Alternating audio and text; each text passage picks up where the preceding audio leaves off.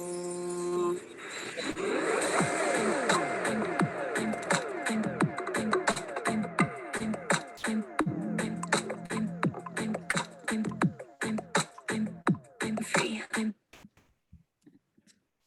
right, welcome everyone. It is such an honor to be here with you all today. Thank you for tuning in with us from around the world, and welcome. We are going to talk all about microdosing today for mental health.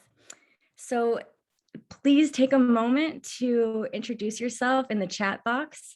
Welcome to the Psychedelic Society in partnership with Olivia Alexander and Flow State Micro. And I'd love to see where everyone is tuning in from around the world. We have Southern Arizona, Colorado, Sacramento, Boulder Creek, Los Angeles. It's going so fast, I can't even keep up. This is amazing. So it's truly a global community effort. And just a deep bow to all of you for taking the time out of your busy days and joining us today in this educational exploration and offering. So for those that are new to our events, I just want to give a brief welcome and orientation of the space, and then we're going to drop into the content. So I welcome everyone to please utilize the chat box as much as possible. And all the participants are going to be muted today. And so at any point, if you have a question about the conversation that we're having, we welcome you to please drop your question in the chat, and you can even preface it with question and drop the question, and we'll be recording all the questions on the back end. And we're going to have two different points of Q&A at this event today, so which I'll go over in just a minute. And if you can't hear us for any reason, please direct message us at any point and we will be able to assist you. This event is being recorded, and the recording will be sent out to everyone that is registered. So if you need to leave early, no worries, we've got you on that end. So welcome everyone. And so I'm just going to briefly go over the how this event is going to work. So we're going to start with a conversation between myself and Olivia. And my name is Danielle Negrin. I'm the Executive Director of San Francisco Psychedelic Society. And that conversation is going to go until around 4:40. And then we're gonna open it up for questions specifically on the paradigm of our conversation. And then around 5:10, I'm going to be joined by Adam Bramlage, and we're going to be going over all about Microdosing Movement Masterclass course. And that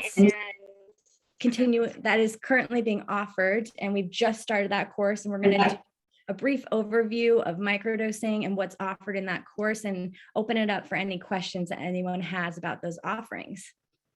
If you're new to microdosing, we would love to know. So if you could please let us know in the chat box if you're new to microdosing. We just want to get a sense of who it has been oriented to microdosing in general. And this conversation, if you are new, we are gearing, the second half of the conversation is geared towards individuals that are new.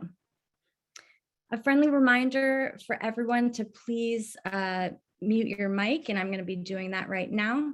And when you have a question, we're going to be reading the questions from the chat box. I see we have a lot of people that are new to microdosing, never tried it before. Perfect. You are absolutely in the right place, and we're so excited to meet you, be in community with you. And it's just truly an honor to be on this psychedelic healing path with you all. I want to take a moment to honor the land that I'm on. I'm currently on Ohlone land here in Berkeley, California. And it's so important that we honor our indigenous ancestors that long came before us, as many of the tools that we are working with have been around for thousands of years and have been traditionally used by our ancestors. So let's just take a moment to honor the land and honor our ancestors that came before us.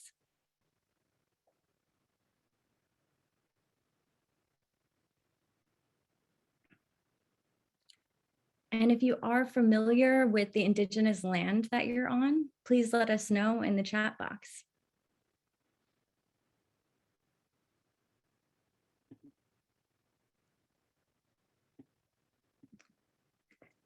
Fabulous. So let's get started.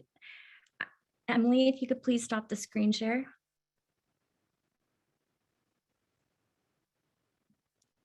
All right, so welcome, Olivia Alexander. Really excited to be joined in conversation with you today. Thank you for having me. I'm really excited to be here. So tell us, Olivia, you and I have both been on this psychedelic healing path. We've come from a background of pharmaceutical drugs, and as we were sharing about earlier in preparation for this event, I think there's over 80 million to 100 million people that are currently on prescription medication and don't understand a pathway forward. We'd love to learn a bit about your story on prescription medication and tell us about that path for you and what led to your transformation and healing. Well, thank you so much for having me. Really, my story kind of starts deep in my childhood. I think I had my first nervous breakdown when I was probably 6 years old. My best friend's brother was murdered in our town, buying weed of all things. And I had just a very tumultuous childhood emotionally. I never slept pretty much ever. And that's when I discovered cannabis at 18, which gave me a lot of therapeutic benefit for sleeping, but it did not make me any more stable. I dealt with suicidal ideation, and I finally got a diagnosis of bipolar disorder in my early 20s after years. I mean, I started going to therapy, AA meetings, group support groups, you name it, everything. As soon as I turned 18, I kind of, I just knew that the way that my brain worked was not right. And I struggled with basic feelings, basic happiness, basic things, getting out of bed or sleeping or being manic for days. And so I did what I was raised to do, which is go to the doctor, go to therapy, see a psychiatrist. And for the most part, I'm kind of a rule follower sometimes, and I really was raised to trust Western medicine. And so that's what I did. I got on pharmaceuticals, honestly, truly, without knowing what they were, without understanding what they were doing to my body, without understanding that they were addicting. Honestly, I had no idea that my body would become addicted to them, even if I wasn't. And then I proceeded to stay in that system for about 8 years. I did use cannabis while I was on the pharmaceuticals, which helped me a little bit with side effects, but I didn't really feel any better. I just didn't feel like killing myself anymore. I could function a little bit more in my normal life, but was just kind of always an emotional sort of we didn't know where it was going to go. You could just wake up and have a good day, or you could wake up and have a bad day, or you could have 25 bad days in a row. There was just no consistency, and happiness or joy or any of those types of emotions, they just didn't exist for me. At this time, I started my cannabis company. I began to get more successful, but I surely didn't get happier. And then in about 2014-ish, 15-ish, I actually got pregnant on a cocktail of pharmaceuticals, had to have an abortion at the recommendation of my doctor. And that is really when my mind sort of went, what is going on? What am I putting in my body? What am I taking? I went to my doctor, who basically told me I would end up on the street for getting off of pharmaceuticals, and proceeded to wean myself off of those medications. It took about 8 months. I used a significant amount of cannabis and CBD to help me. It's really when I developed my product line with Kush Queen. And shortly thereafter, my mother got a brain tumor, and life sort of just kept rocking. And I certainly had no coping mechanisms. I had no skills. And that's when I got into what I like to call the work. That's when I started working with a life coach, doing inner child healing, using different modalities, actually meditating, actually really getting into the deeper work. And right around the corner of that were psychedelics and microdosing. I always was told, don't take those. You will never come back. I thought even in cannabis, people were telling me, oh, you should try psychedelics. And I was very closed-minded. I was very rigid. I was very much like this all the time. And then I used psilocybin for the first time. And I pretty much instantly, for me, felt my brain change.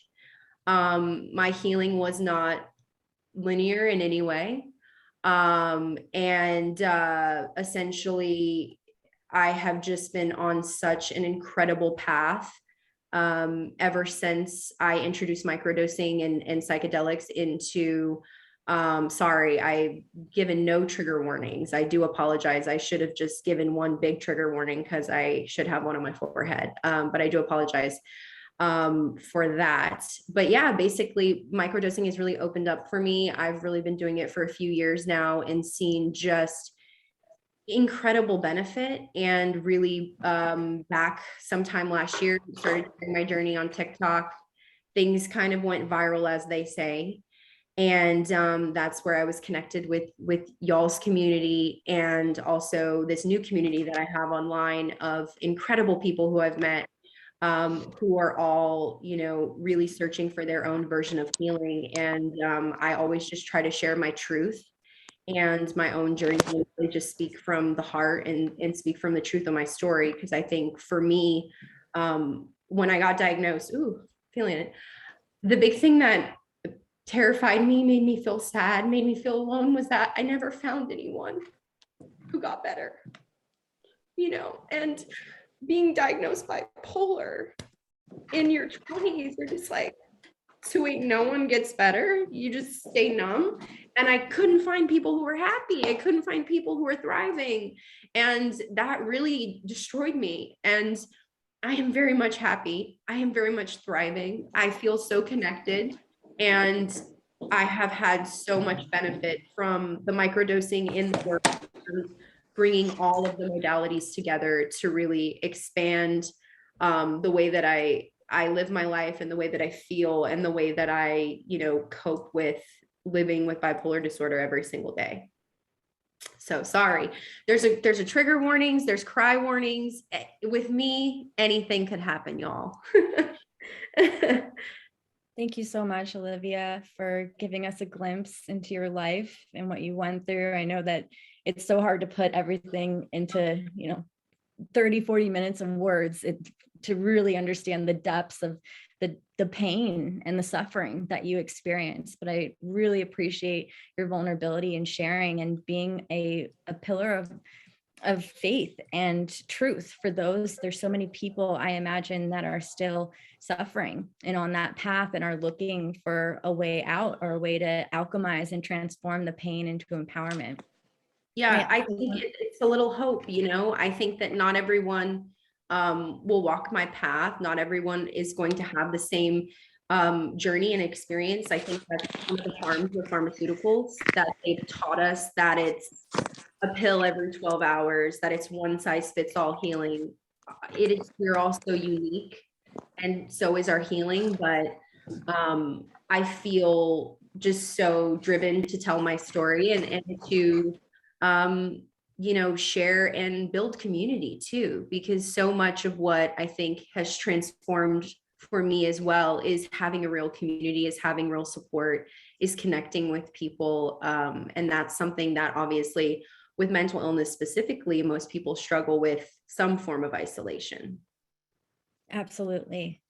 And so I think some of the best medicine is that community support. The medicine itself can take us so far, and then stacking that with practices, whether that be hiking, getting out in nature, meditating, doing affirmations, self-love practices, being in a community of support of other people that really understand what you're going through. That there's so many different aspects of the full package of healing. I want to give a brief disclaimer before we go any further that We are not doctors. This is not medical advice. We are here to share our personal stories of how microdosing has helped us in our lives and give a little bit of guidance for those that are new to the microdosing path. And the second half of this meeting, we're going to go a little bit deeper into what is a microdose, how to microdose, and talk about the course. But right now, we're focusing on our own personal stories of transformation. So I'm curious, Olivia, I too was polydrugged on several different medications since I was 16 years old. I was prescribed hundreds of different medications, antidepressants, mood stabilizers, sleeping medication, Adderall, Xanax, you name it, and was in and out of many different rehab facilities and mental institutions. And I really believed a lot of the diagnoses that I was given. And I believed in the pharmaceutical drugs that I was taking. And it took me many years to realize that I was never doing well. I was always sick. And none of the doctors ever shared with me that I could get off of the medication or that there was a path forward. And there was never a discussion about an off ramp or what that looked like. And so much of what we're going to be talking about in the microdosing masterclass is getting to the root of what's leading us to self-soothe in the first place.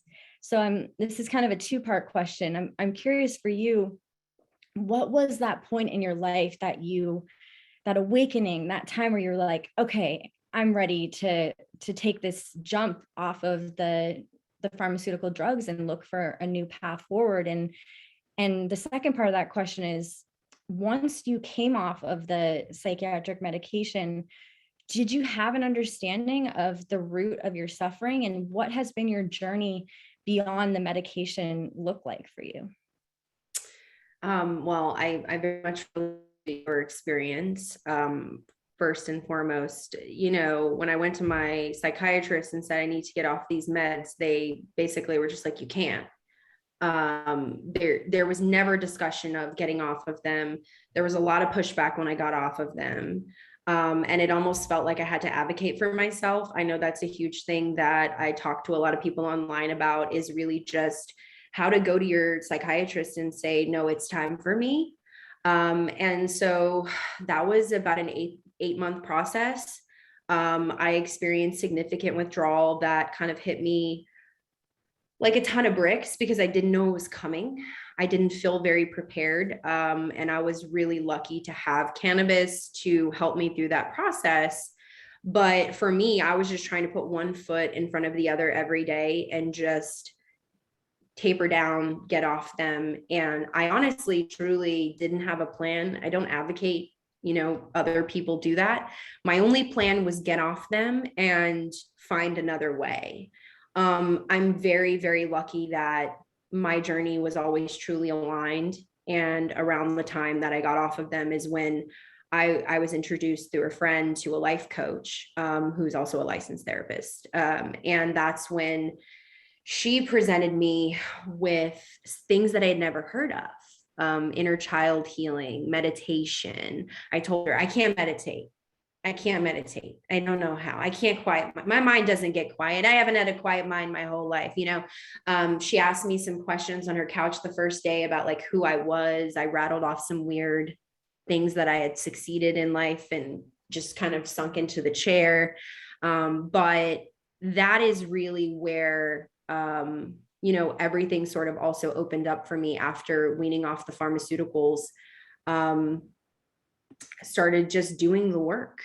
And for me personally, the trauma healing, the inner child work, all of that, it was really scary. And I was scared. I lived in a fearful world. I was scared of nature. I know this is crazy, you guys. I didn't go to nature. I didn't do it. I never went to nature. I never connected with the planet. I didn't have fun. I even thought that recreational hobbies were for people who didn't have jobs. I was confused by it. You mean you want me to play? You want me to have fun? What does that mean? And so pairing that with the microdosing, feeling my courage build, was really unique. For me, I started doing things like zip lines. I started wanting to go higher on hikes. I had a very serious fear of heights, and I had been in a severe car accident when I was about 4 years old. So I had a lot of jumpiness in the car. I was very terrified of car accidents. And I just started to see this strange fading away of all of those behaviors. And I like to describe it as, I used to go to therapy and my coaching, and I would talk about my problems, and they were like this pile of garbage in the corner that was just always there. And I would move the pile around in my life. The pile would go over here, the pile would go over there, but it was always the same pile. And then week after week, little by little, I noticed the pile was getting smaller. And I would have immense emotions come up, memories come up. I had all kinds of things coming up for months and months and months. And then all of a sudden, I noticed the pile was very small, and it got put into a box, and it had a lock on it. And then that's when I developed real coping mechanisms, real ways to approach life. And that's when then I really did start to question, like, do I have a diagnosis at all? Or was I just carrying around all of this all the time? And I was like cracked open and broken open, you know? So I don't know if I answered the question. I got kind of off. Did that answer the question? I'm sorry, you guys. That was really beautiful and valuable. I get caught up in it. Sorry. That was valuable. And I think what I'm hearing is, at the root of it, you were carrying so much from your life, whether it's disconnection, trauma, unprocessed emotions. And after you were able to slowly wean yourself off of the medication and then start to really see, okay, this is what I'm working with. And, you know, I want to emphasize that we're not here to demonize pharmaceuticals or anyone that is on them. It's just, we want to shine light on a path forward, as so many people come to us that are struggling on medication and wanting to know, what is life off of it, and what is the path forward, and what does it look like? Because as you mentioned, Olivia, I think something that's so important to talk about is, yes, we can withdraw off that medication, we can start to microdose, but then the microdosing, as we know, it's not a magic bullet or a magic pill, and it's really going to be a non-specific amplifier and amplify anything that's going on in our subconscious mind, in our life, that needs to be cleared and healed. So it really sounds like it shined a huge light on these shadow parts of yourself that were unaddressed, and certainly weren't addressed through any means of soothing yourself or numbing yourself. And so I'm curious for you, what was that like? That process of healing these shadow parts from you that are starting to be brought to the light? And was the microdosing a tool to help you further see these parts of yourself that needed to be healed and witnessed and held? Absolutely, 100%. Almost like a warm blanket. I felt like it opened my heart when I needed to speak from it. And I also think that it was a tool to connect me to my truest self. Of course, I didn't know who I was. I hadn't discovered that yet. And I think also somewhere along the way, that connection to nature, that time to play and explore, and feeling that blanket or like that warm sun. I also think that it helped me build not just courage, but momentum. I think for me, in recovering my mind, if you will, and my body really truly, because with pharmaceutical use, I was sick a lot too. You know, your immune system is real crap. That is one thing they tell you, is you got to go do your blood work if you get sick, because we got to make sure that your white blood cells don't. But I felt this just warmth and safety, and then connected to nature in such a way that I had not ever in my life. And that really opened things up for me and just helped me build this momentum. And that was a huge thing for me in my recovery. I just couldn't get, like, I couldn't get like a good month for the longest time. I just would, maybe I would get PMDD before my cycle. Something would always stand in my way, and then I'd fall back and I'd be back into that same pattern. And I definitely can just speak to the fact that it just felt like I was thinking differently as well. It genuinely felt like I was looking at things differently. I was seeing it differently, and then I was feeling it differently. And then, of course, just the connection for me, especially once I introduced LSD, which didn't happen till later in my journey, but I did eventually begin to switch off of psilocybin and microdose with LSD. And I had different, I got a lot of different things from it. And I don't like to say one's better than the other. I think they're both different. But that really was also another big opening for me, and really just connected me to the work, to all of the different modalities, deeper meditation, and everything that really just built this momentum for me, if that makes sense. Thank you for all the work that you've been doing on yourself. I really feel that you've been devoted to this path of healing and transformation, and it shows by all the multidimensional aspects that you've touched upon so far today. And I know that it hasn't been a simple or easy path, and just like a deep bow to you for all the work. And I'm curious to go a bit into the dosaging and the different protocols that you explored. But before we do that, I do want to just acknowledge all the beautiful, amazing, over almost 200 individuals that are here with us today live. And we had over 400 people register for this webinar. And so if anyone is here today, if you have experienced anything similar with psychiatric drugs, or if you're still dealing with different prescription medications or mental health, we're really curious if you feel comfortable or called to share in the chat if you resonate with any of this, and if you're new to microdosing, please let us know in the chat and what you're interested in learning about. We just want to learn from you as well, and hear about your experiences just as much as we're sharing our experiences today.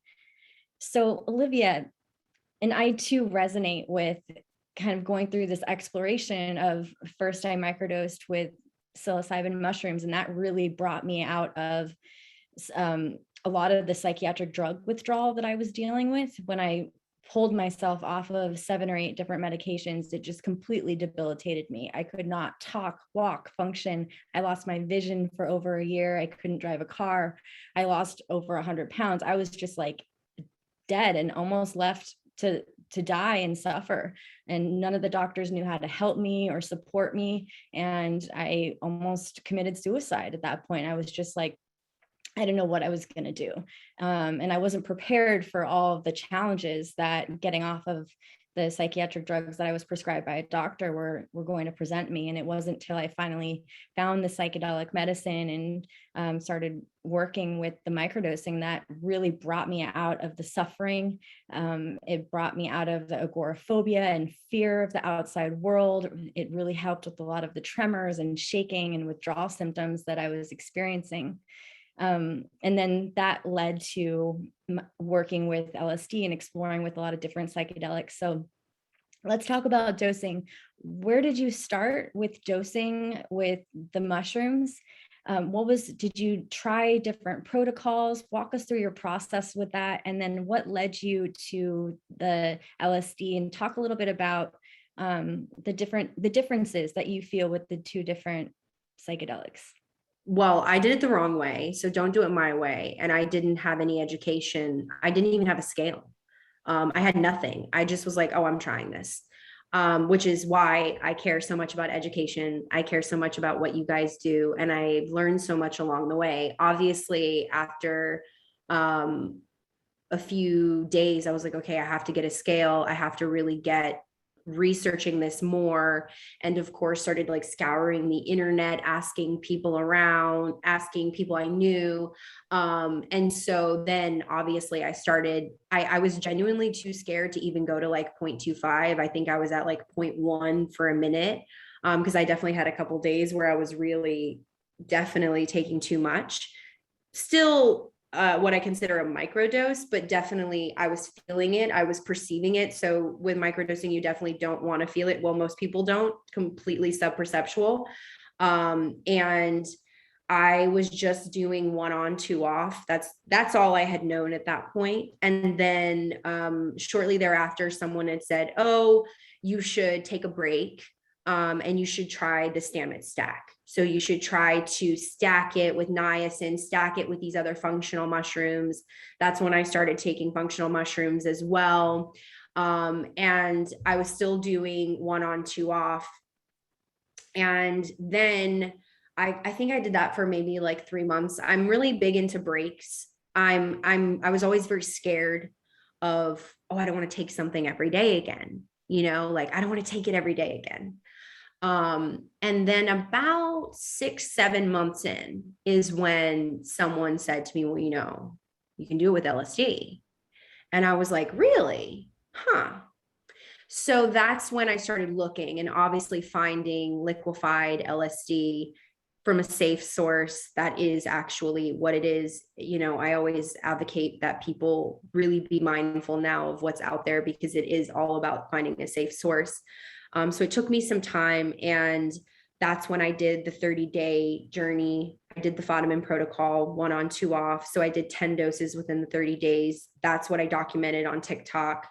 And that was it was almost like I broke through another level. With the LSD, I found it to be more energizing, have to take that dose in the morning. I can go a little bit later with my psilocybin. I could maybe take it around lunchtime or mid-morning, but with LSD, I have to dose it first thing in the morning.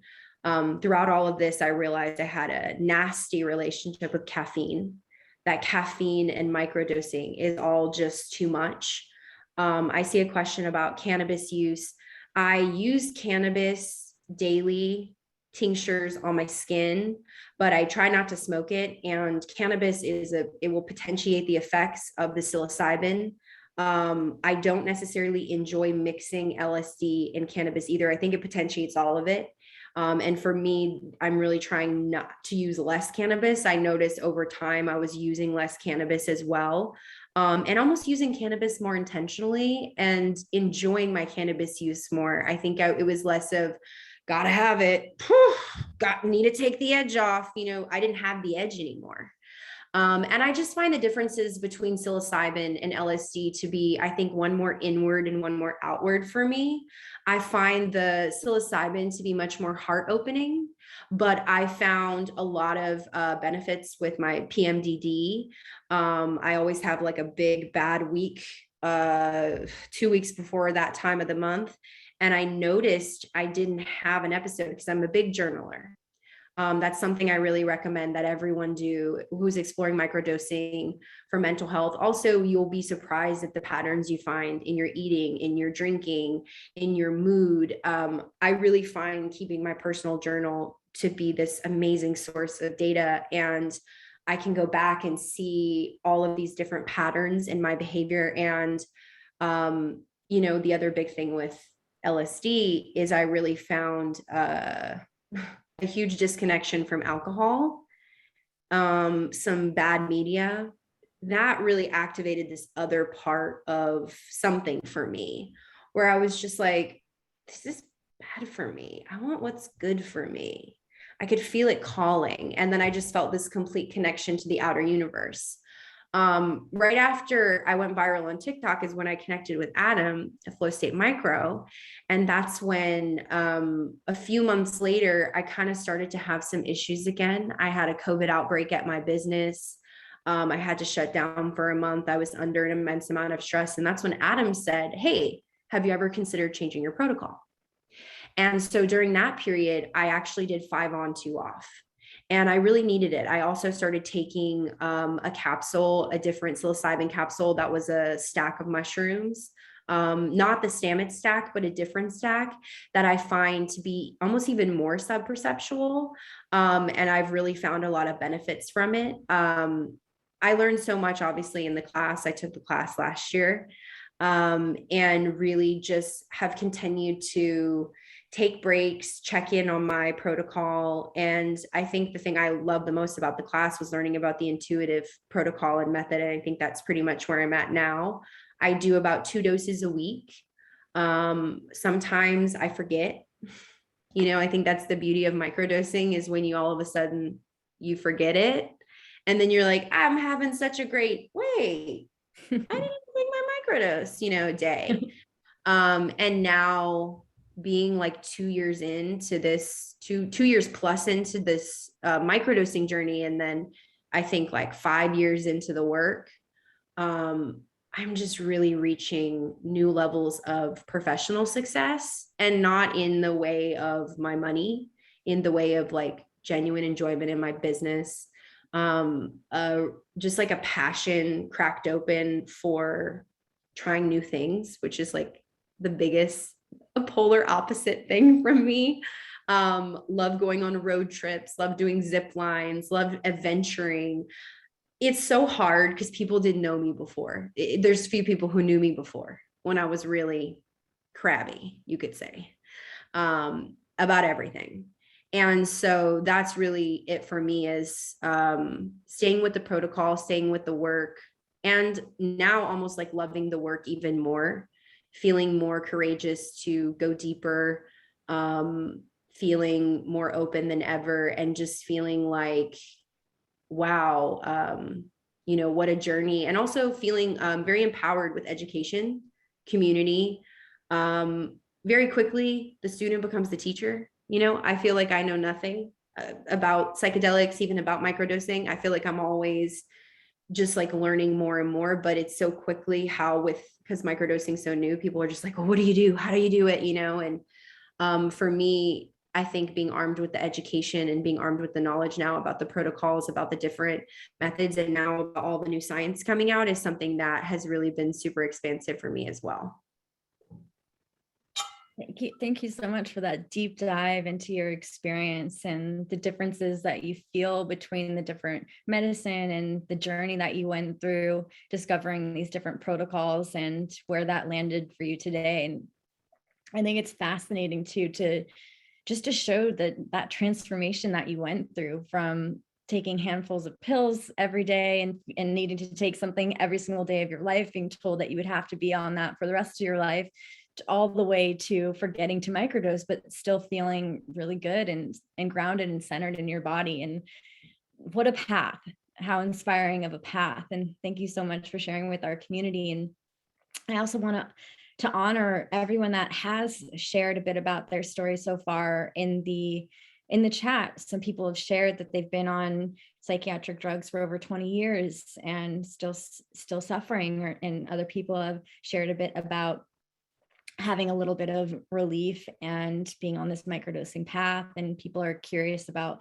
microdosing with quitting alcohol. So I want to take a moment. If anyone has questions about the paradigm of the conversation that we're having right now, please drop your questions in the chat box. And I know, Olivia, you have a hard stop in about 15-20 minutes. So I wanted to just take the rest of this time that we have here with you and answer some questions from our community today. So the first question we have is, how do you go about finding a good therapist and guide that you can trust if you had a therapist or guide while you were microdosing? Yeah, absolutely. For me, I live on social media and the internet. So I use the internet a lot, and my personal contacts within cannabis, obviously plant medicine, people know people. I think the best way to go about it is a referral. There's also lots of different support groups through the SF Psychedelic Society, and then different online support groups. And I think really truly connecting with a coach. I really believe in the coaching model. I know not everyone can afford it. I know that, I have also had just immense privilege throughout this process, but I make personal referrals. I know Adam coaches. There's a lot of great coaches. And really using Instagram. I've found so many different healers and people with just so many years of experience. And I think that's why I believe in the coaching model so much, is because, like when I talked to Adam about how I was feeling, he's just like, well, just switch up the protocol. Let's just switch this up right here. And it was so impactful. So I really believe in the coaching model. I always tell people my DMs are open. But once you lock into some form of community, also, I know this is going to sound woo-woo, it finds you. It opens up for you. Things happen. But social media and the internet is really where I found stuff. But DM me. Absolutely. And thank you so much for diving into that. And as you mentioned, we have many different groups at the Psychedelic Society that are free for people to drop into. We have a microdosing support network that happens twice a month. We have a psychedelic recovery group that happens every Wednesday, and that group is growing. And that's a free offering that you can come and experience the medicine of community and process the things you're going through, build peers and community. And myself and Adam are also microdosing coaches, and we specialize in helping people recover from addiction and mental health. And you can absolutely reach out to us at any time. We're here to support you and really tap into our community for any kind of support. Danielle at Mount Tam Integration is also a wonderful psychedelic integration coach and microdosing coach. And if you're looking specifically for therapy, there's a lot of different therapy clinics that I would look into, like ketamine clinics that offer ketamine, and a lot of the different therapists there can definitely support people through microdosing. So let's get into some more of the questions. Will microdosing mushrooms still help me overcome depression and anxiety?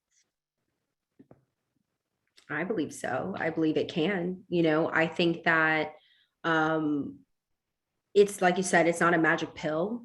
It's not going to do it for you, but it will help you overcome it. I think it really opens the door to the deeper work, because there is a source to depression and anxiety. And I think that's also part of the bigger conversation I hope that the mental health space is willing to have.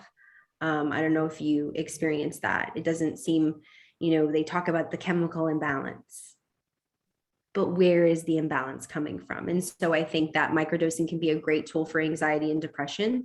I think you need to have the education or support, because what you said at the beginning, it being a non-specific amplifier, things can sometimes get worse before they get better, or things can sort of float right up to the surface. I would say it's in my throat. Oh, it's in my throat. I got to talk about it. I got to talk about it right now. I got to talk to someone. And, but I really, truly believe with the brain changes and neuroplasticity, which maybe you guys will touch on today, I'm not sure. There's some real brain changes that happen. There's, again, correct me if I'm wrong. But for me, microdosing, it felt like it changed the way I thought. Maybe I changed that. Maybe it helped me change it. I'm not really sure which comes before which, but there's definitely, hopefully, more science that's going to come out to show the neuroplasticity changes, which I think can be super beneficial for depression, anxiety, smoking, addiction, all of it. Absolutely. And as we were talking about before, so much of what microdosing can aid with is shining that light on parts of ourselves that are leading to anxiety or depression, whether it's some amount of trauma from our childhood, disconnection, abuse that could happen in our early lives, even the paradigm in which we live in, the society. We're not meant to live in little boxes separated from one another. We're meant to live in community and have ongoing support and connection, and really getting back to our indigenous roots, of which so many of us are disconnected with, and living in this system where we have to keep working and produce.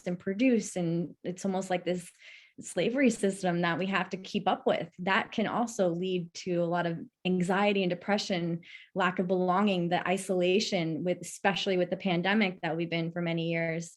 And I definitely think that psychedelics can be a tool to help not only ease a lot of anxiety, depression, lift us out from a rut, but also help us understand what's leading to that continuous feeling of depression, anxiety, lack of belonging, meaning in our lives. And that's what I'm really interested in, is getting to the root, because from our background, a lot of the psychiatric drugs just kind of numbed me and blocked me from ever understanding the root of my suffering.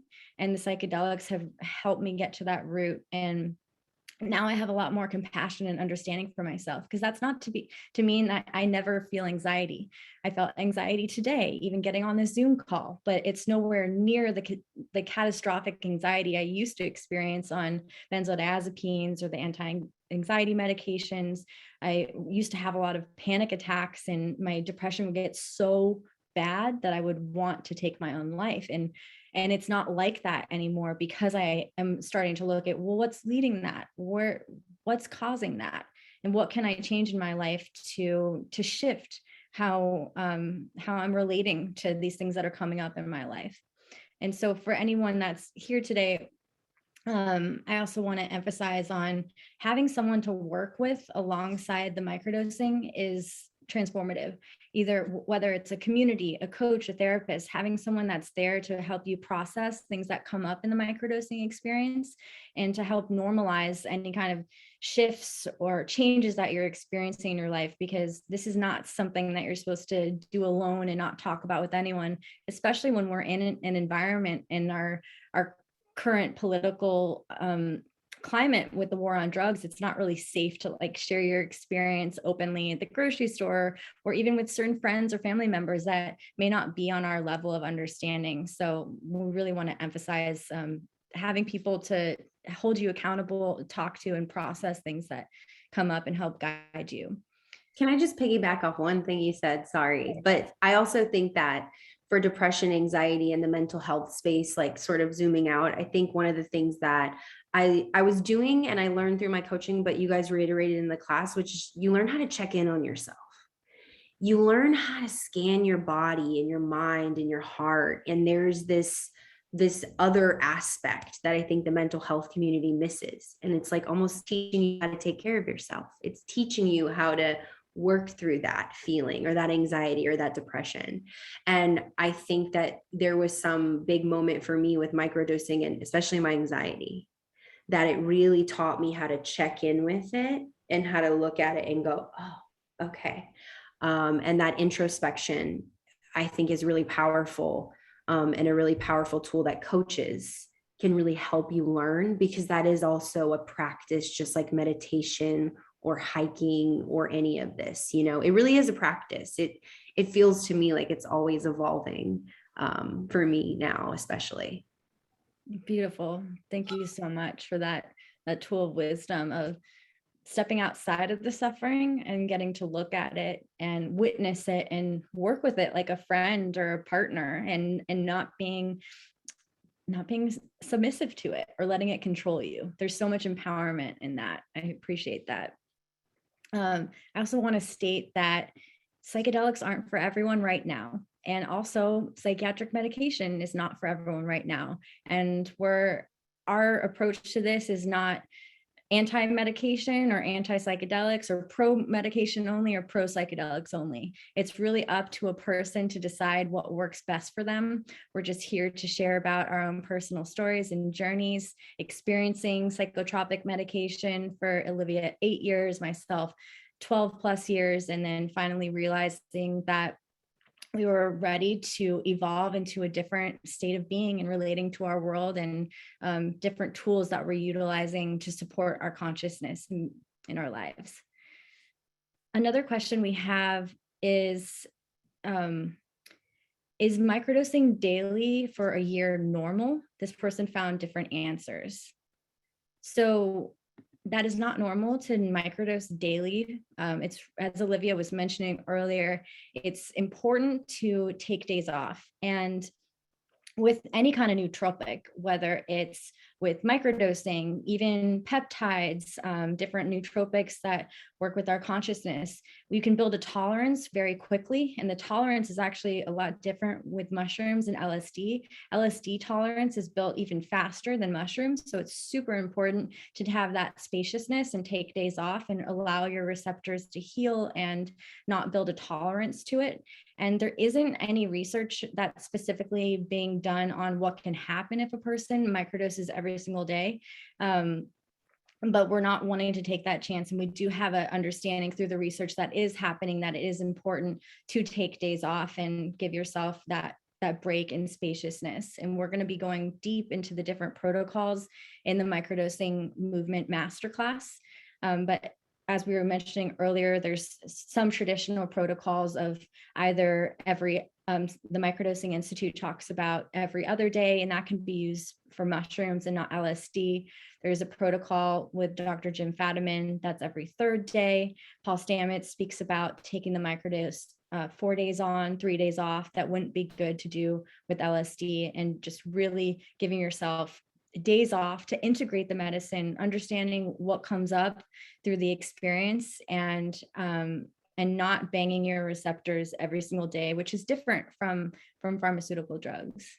Yeah, the integration is huge. And I think having the off days, having the protocols in place, I think that they allow you to reflect a lot. And some days, especially with the LSD, even at the microdose, I feel significantly different the next day. And I think it's really important that people, really try to follow the protocols to understand that it's not every day. Yes. Can you please give a brief description, Olivia, of what is microdosing and how is it accomplished? Microdosing is taking a sub-perceptual dose of an entheogen. Even we're talking about psilocybin and LSD, but you can microdose a number of other substances on a set schedule or a protocol to, achieve many different things. I think that's one thing I loved about the class as well. I'm sure you might get into it, is the broad spectrum. We're talking mental health because that's my journey. But there are so many people microdosing for PMDD just before their cycles. There are people microdosing for performance enhancers. Let me tell you, I've been playing tennis and I like to go out there with a microdose sometimes and really get those balls. I am the ball. I've microdosed obviously for depression and anxiety, but there's just so many different reasons people are coming to microdosing. And I think that's what's also so great about it. Addiction, even I've heard pain management. There's mental, in the struggle of being in chronic pain. So I hope that answered the question. Definitely. Yeah. And so many different reasons why people are coming to microdosing, as you mentioned. And I think that's going to keep growing and evolving as well. Like right now, we're really talking about microdosing for personal growth, spiritual development, mental health, utilizing it as a tool to recover from getting off of psychiatric drugs. Even as a tool, microdosing can be an addiction interrupter. And it has a beautiful way of providing, as Olivia was speaking about earlier, a new perspective on our lives. So what's really cool about that is, let's say that you were a chronic alcohol user or a chronic drug user, and microdosing can often have us look at our habits and behaviors from a different lens. And that doesn't mean that it's going to do the work for you or help you completely stop quitting alcohol or stop certain drugs. That's really up to the person to take those actionable, amazing steps in their lives, which we're all empowered and capable of, because I believe that we are more powerful than addiction and we are not powerless to addiction. But microdosing can be a tool to help us maybe unlock parts of our brain that we didn't even think that was possible, and provide us this perspective on, oh, well, maybe I'm escaping myself every day because I'm unhappy in my life, or I'm trying to numb myself because I have underlying trauma that I haven't accessed, or I haven't released, or sadness or grief or whatever it might be, suffering, disconnection, loneliness, isolation, and that's leading me to soothe myself or do these other behaviors. And microdosing can be a tool to help pave a new pathway forward. It can be neurogenic and create new pathways in the brain and help us start new behaviors in our lives. A lot of people report once they start microdosing, they're more interested in healthier food, or they feel like they're ready to release nicotine from their lives, or they're feeling a lot more called to start to exercise more or get more in touch with themselves. And it can also be a performance enhancement, as you were mentioning with the exercising. A lot of people, we like to call it stacking. So they stack microdose with nature, getting outside, with exercising, going to the gym. It can definitely be an enhancement with that. Another question we have here is are there any resources for understanding if it's safe to microdose while on a low dose of SSRI? Yeah, isn't there the original microdosingpsychedelics.com, which is James Fatimid's website? If you go there, I believe there's a database of people sharing different pharmaceuticals that they've taken along with microdosing. Is that correct? Yeah, definitely. So exactly, microdosingpsychedelics.com, they have a whole resource of, it's really community generated, and it's anecdotal reports that people have shared about all different medications, taking different medications and their interactions with microdosing psychedelics. I do think there was a study that just came out that about psilocybin, saying that there isn't like a lethal interaction with psilocybin and taking SSRIs. But a lot of people, we're not here to advocate for that.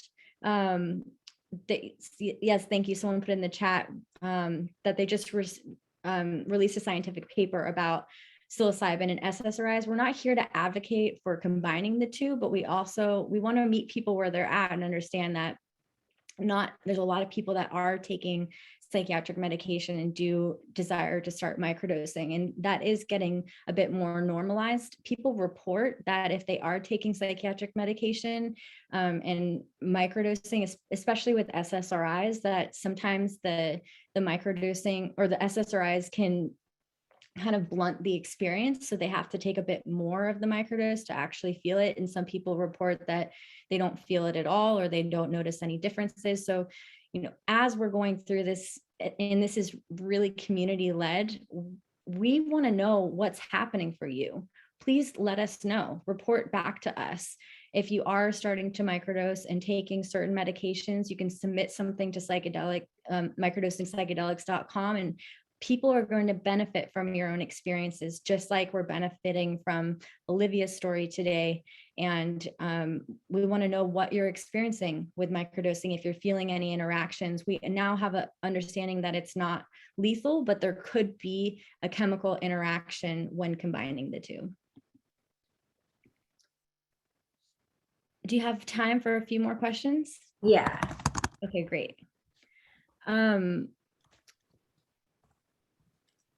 When do you know if it would be more beneficial to do a full trip journey versus microdosing?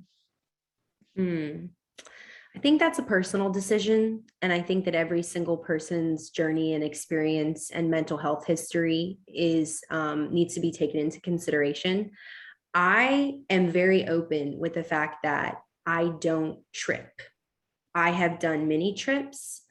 I've never done ayahuasca. I am incredibly inexperienced when you're talking about macro dosing. And that is because I have a history of psychosis in my family. And working with my coaches and working with people and talking to people, larger doses and larger trips have just not been something that we've thought I've needed. I've done some mini doses, some activating doses, and I've been in a safe space. But of course, set and setting is the most important thing with that. And so I can't really speak to it because I don't have that much experience. And I really only like to speak from my own experience, but I just like to tell people, I don't want to say I want to dispel the rumor that you have to go all the way to to feel it because it's just untrue for me. I really felt the benefits from just taking microdoses. And for me, that's really where I've been safe, and that's where I've had the progress, and that's just all I can speak to. I don't shame or think there's anything wrong with it. I've experienced ego death one time, and had an abundance of things come from that. But again, I was in a really safe space, and I was really prepared for whatever was going to come. And I was at a place where I was not having sort of these big emotional things come up, and we decided that that was right for me. So I think every person is different, and I just want to advocate that everyone be careful. And while I'm here and have the floor, there's this amazing thing called Fireside Project, 62 Fireside. You can put it in your phone. It is a free anonymous hotline that if you ever find yourself in a dangerous place, you can call, and you can talk to people. And I just think it's really important that when people talk about microdosing of any kind, that they understand how to do it safely. You know, I just want people to be safe. Yes, that's definitely our priority and intention. And just to piggyback off what you said, I think that microdosing can be a beautiful introduction, especially for people that might have a little bit more fear around doing larger doses with psychedelics. And we like to compare microdosing or larger doses with taking a big trip. For some people, if they've never traveled anywhere before, they might not go all the way across the world. They might start with a nearby city, or go a couple hours away and like start slowly that way. And normally for any kind of trip that you're going to take, you want to prepare for the experience and have everything lined up for yourself. And even going swimming, you might not dive right into the water. You might put a toe in and then a foot and like slowly enter the water. And I think microdosing can be a powerful tool as an introductory tool.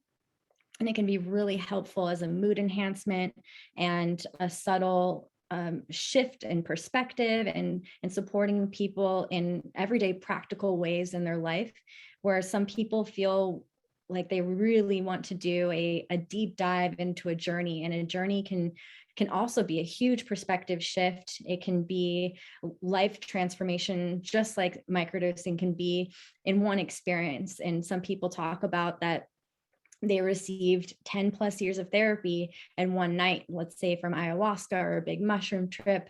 And it can be, I think larger doses can be a beautiful avenue for also getting to the root of what's leading us to self-soothe in the first place, and really getting some deep divine messages from the medicine and transformation that comes from macrodosing experiences. But for those, since this conversation is really focused on microdosing, I think it's a really powerful tool to use to begin with. Let's do one more question before you have to go. Okay. Let's see. Can you talk a bit about the timeline? Like, so once you started microdosing to feeling the effects, did you feel the effects right away, or did it take some time for you to feel? So I always am hesitant to say the truth, which is that I did feel something right away. I don't know if it's placebo, and I just want to set people up for success. And I don't want their expectation that it will just happen immediately, because I know that a lot of people see small changes over time. I felt an improvement right away. I felt just like, the sparkle emoji, like it just felt like it was on me.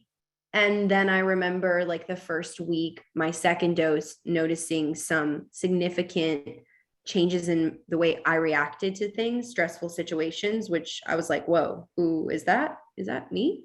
I definitely, like I like to say, my healing was not linear. I was not all the way up.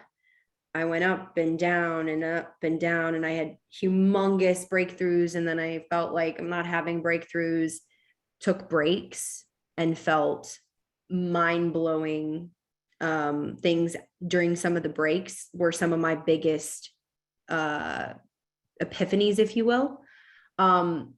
I felt it right away. I talk to people all day long who don't. At the end of the day, I think if you're stacking with other modalities, that also can come into play. And I think that I was, relentless in finding my healing. So I was working out, I was getting sunlight, I was taking vitamins, I was doing all the things. And so I think that that can really benefit people if you open yourself up to other modalities and the journaling. But, I just want to keep saying everybody's journey is different.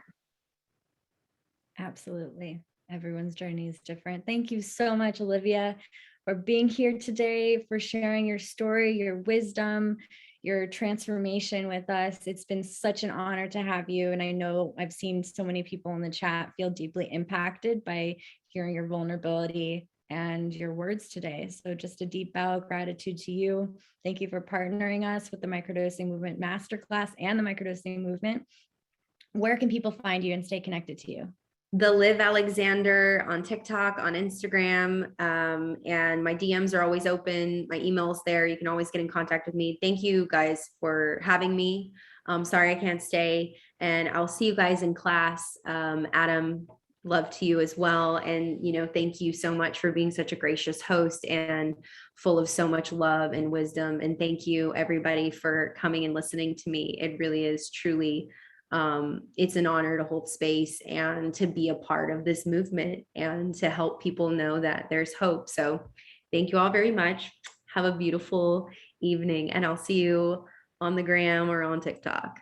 Thank you, Olivia. So we're going to stay on, and thank you everyone that has put your questions in the chat. Super grateful. And also just your reflections, your life experiences. And we're going to continue the conversation. So I want to bring Adam up to go deeper. Where are you at, Adam?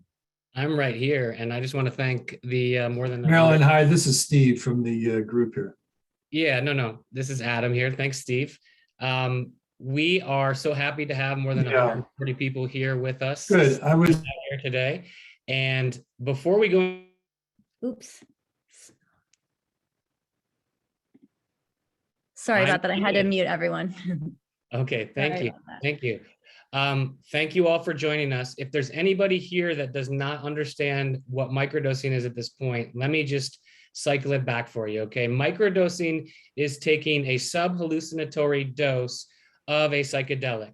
Normally, in this case, we're talking about LSD or psilocybin, meaning magic mushrooms. This sub-hallucinatory dose is said to give people benefits like more positive thinking, improved energy, more creativity, stuff like that. Microdosing, again, means taking a sub-hallucinatory dose. In the past, we've said sub-perceptual, but I think sub-perceptual is not actually accurate because some people are actually noticing a perceptual change. So let's just throw the word sub-perceptual out forever, never use it again, okay? But we want to delineate that a microdose is different than a mini dose. If you're feeling high, if you've noticed you've taken a psychedelic, if you're waiting for something to come on, that's probably a mini dose. You've not taken a microdose. If you're microdosing, you should be able to get through your day-to-day, should be able to work with your children, work with your job, drive with your kids, all of that if you found your proper sweet spot, which is the proper dose where it remains sub-hallucinatory. So those are the real keys of the basics of microdosing in 59 seconds or less for you there. Thank you so much, Adam. I want to address a couple more questions that we received about that first part, and then let's go into our presentation. So a question that we received was, are there any diet considerations or preparation that's needed before microdosing? For example, with ayahuasca, you typically need to abstain from foods or before or after. That's a great question. And as far as diet's concerned, Dr. Fatimid's reported the last few years, and I've seen it in the clients that I've worked with, that although people aren't intending to improve their diet, it just sort of happens naturally. So as far as, are there any dietary restrictions? The only time I've really heard of dietary restrictions are if you're actually microdosing ayahuasca or the cappy vine. In that case, you do probably still want to be maintaining a similar dieta as you would if you were going to be taking a large dose of ayahuasca. Now, when you're microdosing psilocybin or LSD, you should be able to do it in the exact same way you do your day-to-day life. If you wake up and have breakfast, you should take your microdose with your breakfast. If you don't have breakfast, you don't take your microdose. And you should be able to go about your day after that. The most important part is finding your sweet spot, that dose that keeps it subhallucinatory. And what I like to say is anxiety is your best indicator. If anxiety has risen from your dose, it's a mini dose. It's too high. But if your anxiety has lessened, if you feel calm, if you feel ease, you've probably found your sweet spot. And that is the microdose. Yes. And another question that we have is, well, we spoke about this a bit earlier with Olivia, and do you notice a difference between microdosing LSD versus microdosing psilocybin? And do you have a preference? And what I want to share a little bit more about that microdosing LSD can be a lot more consistent sometimes than microdosing psilocybin.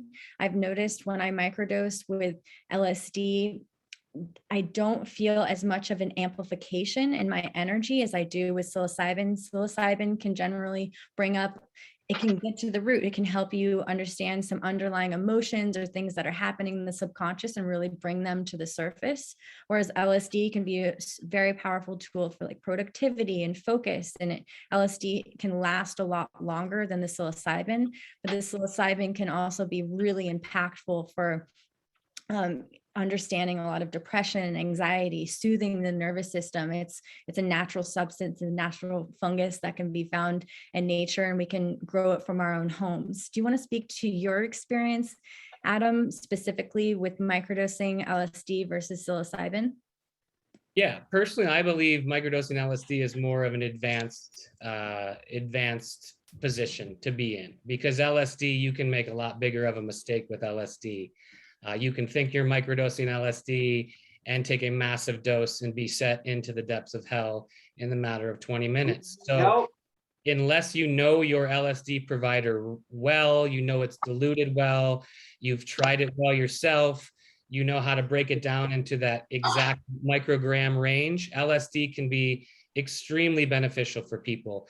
Hoffman himself believed it could have replaced Ritalin and Adderall. He said the same thing about microdosing psilocybin. So the way I differentiate it is LSD seems more like an outward focus, get shit done, task oriented, where psilocybin, in my personal experience and with my clients, is more interpersonal work. It's more of getting to the root cause of why you're depressed, why you're anxious, why you're lazy, why you can't do certain things. So there are different things, but for beginners, LSD is a tricky one. So I would almost suggest starting with mushrooms. I saw somebody ask, what's the dosages? Again, you're gonna wanna start low and go slow, okay? So I would say with dried psilocybin mushrooms, that would mean starting at 20 to 25 milligrams. Now, I know that might seem ridiculously low for a lot of you advanced people out there, but what I've seen in the last 3 years of this work is there are some men over 200 pounds who can take 20 milligrams and have a large effect from it. So it's important to remember that everybody's different. So although 100 milligrams of psilocybin might be my sweet spot, it might be 25 or 50 for somebody else. So when you're starting and when you're figuring this out, you have to go get a really nice scale. They're almost called the jewelry scale, and it has to read into the tenths of a milligram. You have to know that you're getting exactly 75 or 35 or 15 milligrams. And we have to go from nibbling the mushroom and seeing what happens to becoming citizen scientists, to getting a journal, to documenting exactly how much you take, to coming back to your journal at night and documenting what were the effects of the dose. Then maybe the next day you raise the dose a little bit. Maybe your anxiety raises. Then you realize, that's not the right dose, and you lower back down. Now, starting with LSD, you're going to want to start very, very low too, until you make sure you find that sweet spot. So I would say 5 to 10 micrograms is probably the safest place to start. Excellent. Thank you so much, Adam. And I saw earlier there were a lot of questions in the chat around sourcing. And as we are a nonprofit organization and we're still in this legal climate kind of gray area right now, there's a lot of states that have decriminalized entheogenic plants and fungi, which means that you can gather, grow, and gift your own medicine, but you can't commodify it and sell it. So there still aren't locations where you can go and buy mushrooms or LSD. And we do offer mushroom cultivation courses with the Psychedelic Society. You can find that on our website, psychedelicsocietysf.org. Nature provides, we don't. Unfortunately, we can't point you right towards where to get these substances. It's such an uncomfortable area because we want to help you and support you. And we really emphasize people to get involved in a community and build relationships and connections with the people that are in your community to help you find where to work with these substances safely, and to be able to source these substances. And never, something I really want to emphasize, never, ever engage with people that are selling it online. We've had so many people come to us getting scammed hundreds of dollars from people that are selling them things online.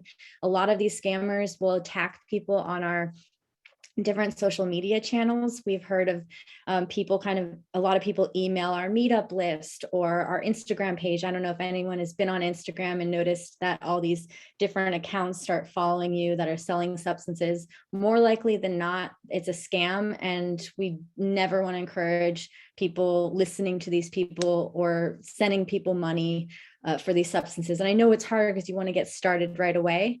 But the best thing we can do is just to get really resourced in our community and understand, to build these relationships with people that you can trust and understand where your source is coming from, and empower yourself to learn how to grow the medicine. So let's dive right in. I want to give a deep gratitude to Emily, who is on the back end here today. Emily has been such a huge part of the Microdosing Movement Masterclass and the Microdosing Movement. Thank you, Emily, so much for the countless hours, days, weeks, months that you've put into all of the offerings. And thank you for being here today.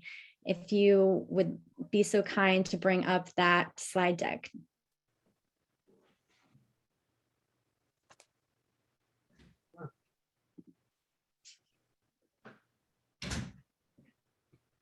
And if I can just add a little something while you pull up the slide deck, but a lot of what we've discussed today, specifically myself and Danielle in these last few minutes, this real in-depth information is what you're going to get in the 6 weeks of the first Microdosing Movement Masterclass, and then specifically in this advanced Microdosing Movement Masterclass. This last class that has launched, episode 2 launched today, we're really diving into the ancestral and evolutionary roots of microdosing and use of psychedelics. And the fact of the matter that I've discovered or rediscovered, or we all know, is that they've buried the truth a lot of the times. And this is something that has been our human rights for thousands, tens of thousands of years. And so part of this class is we show you the proof in the pudding of our actual ancestral evolutionary use.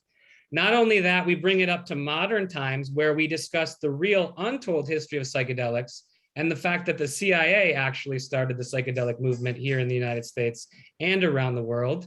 We dive in depth to the dark side of LSD. Sidney Gottlieb of the CIA. We talk about the truth of R. Gordon Wasson lying to Marie Sabina to get that first Valletta ceremony. So if psychedelics or microdosing or the history of plant medicines or entheogens excites you, that's exactly what this second advanced course is about. The beauty of it is the first 3 episodes, we give you the history, the rebirth, modern microdosing, and then the 4th and 5th episodes really dive in depth into microdosing, and in a way that you're not going to get it in the first course. So with that, I'm going to pass it back to Danielle. I really hope you guys come and check us out in class. Excellent. Thank you so much, Adam. And Emily, if you could please press present. Thank you. So we are we just started the Microdosing Movement Masterclass. So we had our first Microdosing movement that launched around this time last year. And that was in partnership with the Psychedelic Society, Flow State Micro, and the Microdosing Institute. And it really builds the foundation of all of the microdosing basics, some of which we cover in the Microdosing Movement Masterclass.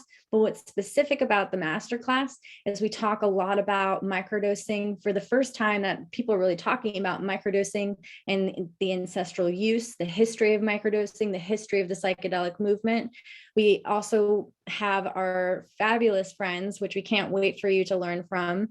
That's coming up in a few weeks with Oakland Hyphae and Hyphae Labs. They are the creators of the first psilocybin cup, which we'll go into a little bit in this presentation.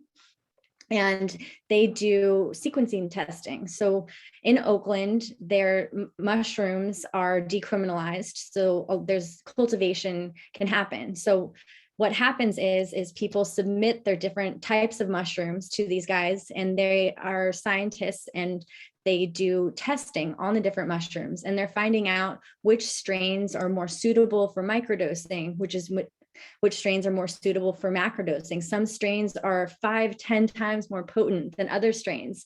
And it's really bringing us out of the shadows and into the lights for our understanding of all these different strains of mushrooms. There's hundreds of different mushroom strains, our understandings of them. They do testings on the caps versus the stems and how to properly store the mushrooms. And they just have a whole slew of information that's backed by science. And we're really excited to have that information with this course.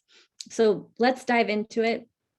We also talk about microdosing for mental health, interrupting addiction, getting into the root. Next slide, Emily, please.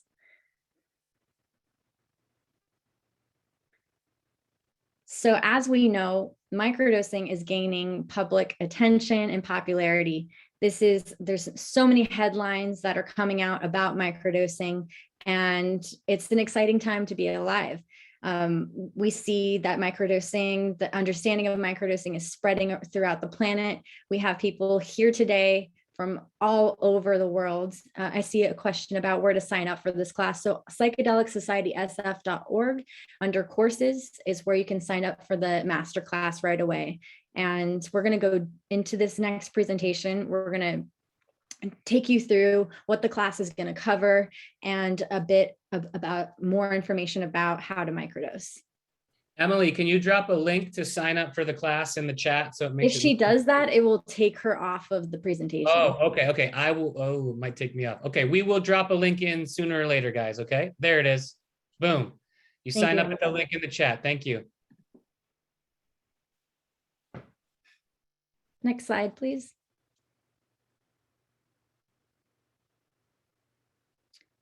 So why do people come to microdosing? As we shared earlier with Olivia, there's so many different reasons why, and we could probably spend hours talking about the reasons why people are coming to microdosing. Adam, do you want to give us a brief overview of the reasons why? Sure. I would say, and you would learn this in episode 3 of the class, but in the rebirth of microdosing in modern times, it really started kind of in Silicon Valley with people trying to improve their productivity and human optimization. And, I currently work with a lot of athletes in the NHL, and there's high performance pro athletes that are microdosing because they definitely see a benefit to this. Again, we talk about this in episode 1 of the class, where we talk about our hunter-gatherer ancestral roots of being able to track animals for 20 to 100 miles, and the use of microdosing psilocybin to help us aid in the hunting and gathering. So it started the rebirth with kind of human optimization, but what I've seen really take over in the last 3 years, and where it was so helpful in my own personal life and story, was in the mental health department. This has been just groundbreaking for myself in the treatment of my own depression. I would honestly say I was addicted to misery for 39 years. I was addicted to the feelings of misery, to being depression, to being depressed. I used cannabis for 15, 20 years as a Band-Aid over the wound. It was great for palliative care, but it was very seductive and also didn't help me dive into the wounds. The microdosing of psilocybin finally helped me dive into the wounds, finally helped me look at the stuff that I was always afraid to look at, everything that I was, wanting to cover up. So the majority of the clients I see have switched from a human optimization clientele into a mental health clientele. Now, the clients I'm working with are seeing benefits from addiction, Percocet, opiates, alcohol, methamphetamines, 20, 30 years of antidepressants, anti-anxieties, you name it. People have successfully been able to slowly taper and titrate and get off certain medications. And it's absolutely amazing and groundbreaking, because there really are no protocols or manuals for weaning off of these medication once they're prescribed by a doctor. So I am seeing the majority of my patients, I would say 90%, are coming to me for mental health reasons. And just to piggyback off of that, expanding out of mental health, people are coming to microdosing to get deeper connected to themselves, to build that relationship with themselves, and to understand themselves in a deeper way. So much of our society encourages us to look outside of ourselves for the answers. And I think what can be so beautiful at the microdosing as a tool, it can help us start to look inward and build that relationship with ourselves, develop self-love. As Adam said last year, one of the side effects of microdosing is self-love. And I think that's a beautiful reason and development that comes from the microdosing experience. A lot of people report feeling deeper connection to nature, to the spiritual, to the spiritual energies of the universe, to the divine, feeling like they're connecting to more synchronicities and understanding and messages that come through that typically we're so closed off from in our conscious lives, in our reality, because there's so many distractions. And microdosing can help us turn down that default mode network in the brain that's constantly in the future and the past, and bring us to the present moment in a more of a meditative, reverent type of space where we can really be present with our lives. And a lot of people report microdosing is making me a better parent and more connected to my children, and feeling a lot more present to be able to play with my children and go into some creative aspect of my life, whether it's journaling, nature, getting in touch with art and things that we release in our lives, because we get stuck in that kind of the cog of working our every day and not really getting to experience ourselves and experience with our connection with the earth. Next slide, please, Emily.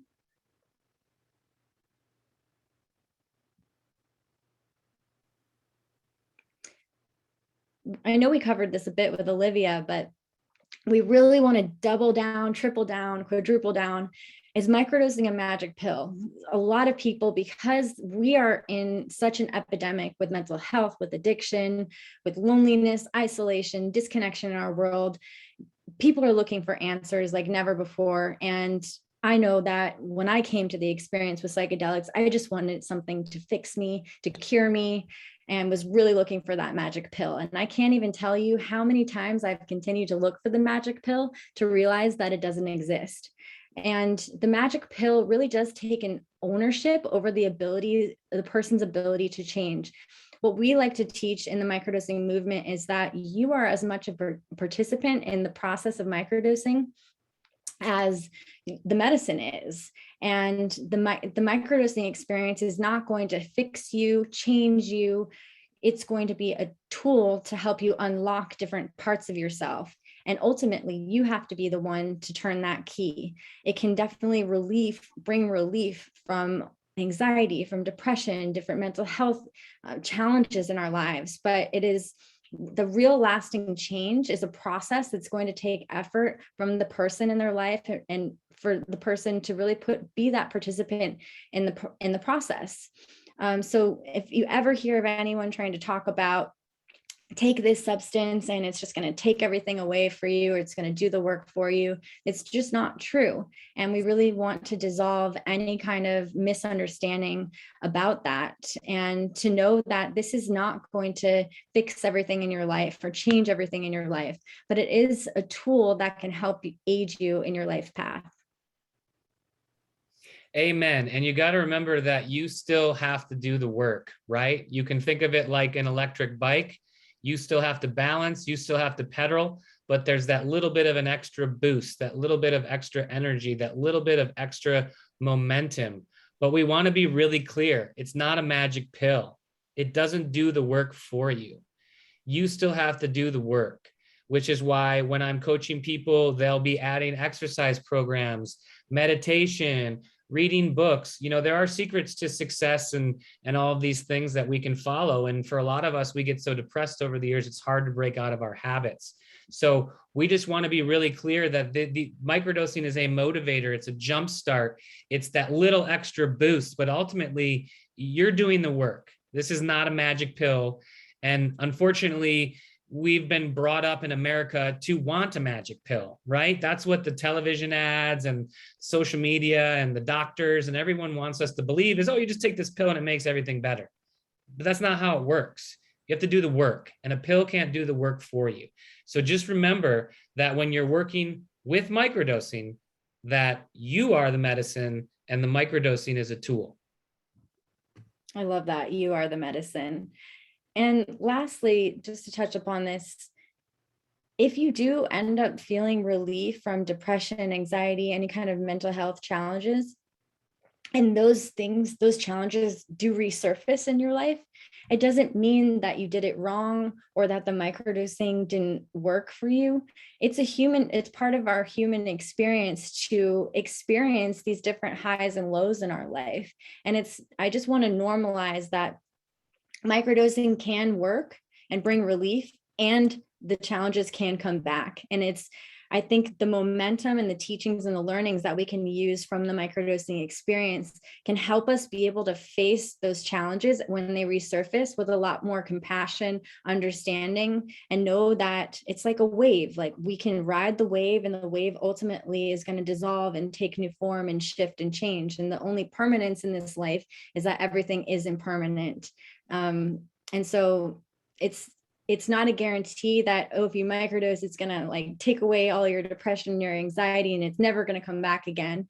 If it does come back again, you have the power and the strength within you to be able to work through that and process through that and meet it with a lot of love and care and tenderness that you deserve.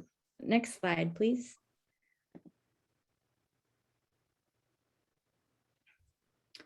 All right, we created this with the microdosing movement, and this is kind of our overview of how to approach the microdosing experience. So this is called the micro flow, and our intention with this is to talk about, just like if you were to do a bigger experience with psychedelics, it's important to meet the microdosing experience with the same intention, preparation, reverence, and intention. So here's just some prompts to help you understand how to approach the microdosing experience. So the first step would be, what's your motivation for microdosing? And so many people come to microdosing for different reasons. As we were mentioning before, there's a whole slew of different reasons why people come to microdose. But we want to just invoke this fire underneath your wings to, what is your desire? What are your needs? What do you desire to get out of the microdosing experience? And it doesn't have to be as extreme as, I want to, take away all my depression, or I want to find relief from these mental health challenges. It can even be, I want to see what the medicine has to show me. I'm feeling called to this path. I want to understand what's blocking me, what my blocks are. I want to understand the root of what's bringing me challenges in my life. Or I want to enjoy my life, feel more joy, feel more presence. Whatever it is, it's important to have that North Star, that guiding point of, why are you microdosing? What is your intention for coming to the medicine? And I want to emphasize that intention is different from expectation, where an expectation can be, I expect that I'm going to find all this relief from all my challenges, or I expect that my life is going to completely change after one microdose. We really want to dissolve any expectations when it comes to microdosing. And it's important to have an intention of why you're working with the medicine or going down this path, but to release any kind of expectations that you feel about or that you have. Because oftentimes when we have an expectation and it doesn't get met, then we feel really discouraged, or there's a grief process that goes around. So trying trying to keep our intentions simple to the point and with a lot of room for expansion and growth. Because as you will see when you microdose, there's so many things that can surface and come up from that experience that you didn't even imagine could ever come from that experience. So really keeping your consciousness as open and possible to all the different changes, evolutions, and micro tiny changes that can come from your microdosing experience. Adam, do you want to take us through I? Sure. So I is inform and identify, right? So you want to inform yourself. That's the whole part of the Microdosing Movement Masterclass, right? For those of you out there that maybe can't afford it, we offer scholarships, and we also offer a free twice-a-month microdosing support network. So everybody needs to start by informing themselves and educating themselves. They can do that through our courses, or they can choose other courses, but there's plenty of education out there. So please don't go about it in the dark. Even a Google search, YouTube, Dr. Fatimid and stuff like that can bring you a lot of information. So you want to inform yourself, right? And in so doing, you want to identify the proper medicine or tool for you to use. You want to figure out which medicine is the best for you and what you're looking to get out of it, right? And that was part of your motivation from M. So figure out your medicine. Once you figure out the medicine you want to take, you're going to need to figure out your dosage, how much you want to take. Then you're going to need to figure out your protocol, right? Protocols is something that we'll talk more about in episode 4 through 6 in the advanced masterclass. But protocol means how many days a week am I going to microdose? Because again, if you're new and you did not catch it, microdosing is not a 7-day-a-week thing. Psychedelics, even in sub-hallucinatory doses, have a 48-hour effect or an afterglow, hence the day on, day off in the Microdosing Institute protocol. So again, you want to make sure that you're informed on, days off, which day should I take him? What are the protocols? What are the differences between the protocols? And then you just want to look into the different stacks, the strategies. Maybe you're new to this, new to psychedelics as a whole. I would highly suggest a coach, somebody from like Danielle from Mount Tam Integration, or Danielle from Psychedelic Society, or myself. There are so many amazing coaches out there in this new emerging space that can support you if you're having trouble informing, identifying, or educating yourself. And that's basically the importance of I. And again, that sweet spot is so important because that sweet spot is the difference between you microdosing and you mini dosing. And we want to make sure that you don't get in that mini dose range. So that is I, and I'll pass it back to you for C, Danielle. Thanks, Adam. So the last element of the preparation process, but we want to kind of lay that foundation of preparation right before you take the actual microdose. So after you have informed yourself about all the different options, the medicine, the differences between the medicine, the different protocols and strategy to actually find your sweet spot, which is all covered in the Microdosing Movement Masterclass, it's now time to decide what will you try and to make that commitment for at least a month. We've realized through the people that we work with and with our own personal experiences that it takes at least a month to really have a general understanding of how the microdosing has affected you. And as we've mentioned many times in this webinar, it's so important that you journal with your experience, and so that you can track the changes that are happening. And you might think that I haven't really experienced many changes. It's been a month. I haven't seen any shifts. But if you go back and read your journal, you could notice these little baby micro shifts, or it might be more dramatic in that.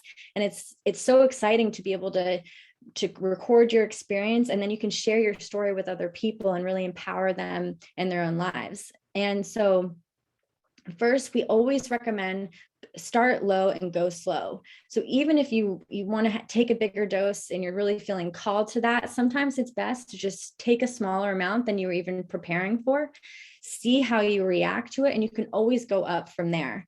And as we say, this is a non-specific amplifier. So if you're feeling things that are coming up in your subconscious, things that are surfacing for the first time, that can happen. If you're going into the experience with, we're going to touch a bit upon mindset and set and setting a little bit later, but all of that is amplified. So whatever you're bringing to the experience itself, the microdose is going to shine more of a light on for you. And know that if you commit to one dose, that can change at any time. You are free to be the lead and the guide in your own microdosing experience. And if you feel that you need to take a bit less or you need to take a bit more, it's up to you to make those shifts and changes in your life, and know that when you start at one sweet spot in a certain point in your life, that sweet spot can always change. So just allow yourself that spaciousness to evolve and move between these doses. And by sweet spot, we mean finding that spot where you're not feeling more anxiety or more amplification. You're really feeling like this is the solid dose. And if you're starting to notice any shifts in perception, shifts in like visual perception, oftentimes that's too much. We don't want this to be like to produce any kind of hallucinations or visuals, but it's really used as like a nootropic, a tool in your life to support you in everyday life. I'm going to kick it to you, Adam, for the integration R. Sure. And I just want to add, with at least a month, one of the biggest mistakes I see in microdosing, people who microdose that don't get any guidance or education, is they'll try it for a day or two, and then they'll give up and they'll just assume that it doesn't work for them. Or they'll try for a week and then they'll give up.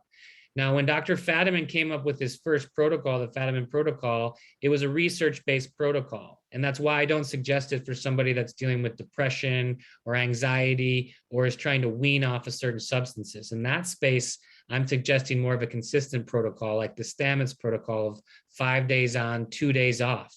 But even at the point 13 years ago, when Dr. Fatimid was beginning to gather citizen scientists' reports, he was asking that they take at least a month before they report back to him. Because again, microdosing is different than large dose journeys. It's about small, subtle changes and little wins that build up day after day, time after time. So again, that's the idea with a month.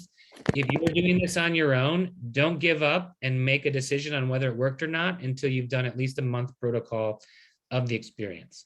So with that, moving on to the R, the ritual and reflection. Practice of self-observation throughout the process is important. The more sacred you make this opportunity, the more empowering, special, and potentially healing it can be for you. I know people who wake up in the morning and they have a whole routine that goes with their microdosing, from meditation to lighting a candle to lighting incenses. So again, you want to be able to create a ritual, maybe in the morning or throughout your day, that goes along with the microdosing. The journaling at night can also be a ritual. And that's also where the reflection comes in. This journal is so important. If you didn't take the time before bed to think about your day and write down what happened, you might not notice the subtle changes. Like 5 p.m., Timmy spilled the milk and I didn't scream and swear at him. I reacted differently. Noted. And these are the ways that a journal can be so, so important. So again, ritual, turn it into something sacred. It's always more powerful if you're a person who believes in spirituality and sacred things, to make it sacred. And then again, remember how important reflection is. Remember how important it is that you're journaling at least a few times a week, if not every night.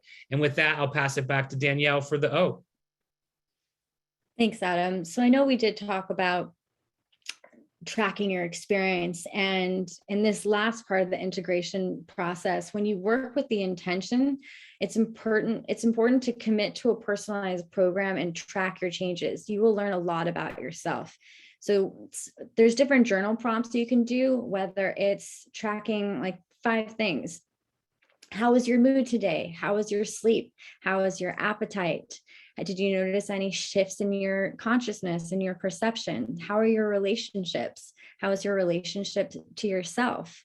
And you can even go a bit deeper in that when you microdose, thinking about some prompts could be, what is my purpose? What lights me up inside? What makes me really angry or aggravated? What am I avoiding? Who am I avoiding? What am I running away from? What scares me? What inspires me? These are all things that you can think about as a journaling practice when you're microdosing. And I think it's really powerful. When I was journaling while doing microdosing, especially at the beginning, it's so amazing to look back and reflect like, wow, I was really shifting, or this was coming up for me. And this is years ago. And just to have a specialized journal that's specifically for your psychedelic experiences. And when people are utilizing microdosing as a tool for mental health, or getting off of psychiatric drugs, or breaking out of addictions, that can be even more important to track. Like, I went down on my psychiatric medication today, I microdosed and I noticed this came up. And really just track your experience, because maybe someday you also, not only is it for you, but it's to empower those around you, and you want to share this information with the world. And oftentimes we forget what we go through. And so having a place that we can track this experience and create that program for yourself. And by program, we mean stacking it with different practices, whether it's journaling, with meditation, with self-love, affirmations, getting out in nature, moving your body, changing the way that you're relating to your diet or the things that you're consuming, changing your relationship to social media, the different things that you're consuming, not only foods and those things in your life, but like, what kind of media are you consuming? Maybe committing to releasing things that are no longer serving you while you're microdosing. And the microdose can create these new pathways in our brain, and that can really solidify new changes that we want to make in our lives. Next slide, Emily.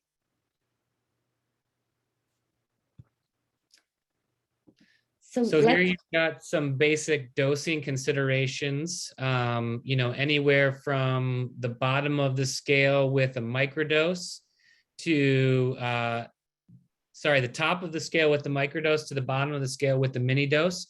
The numbers on the left represent LSD, and that's in micrograms. That's what that symbol is next to the letter.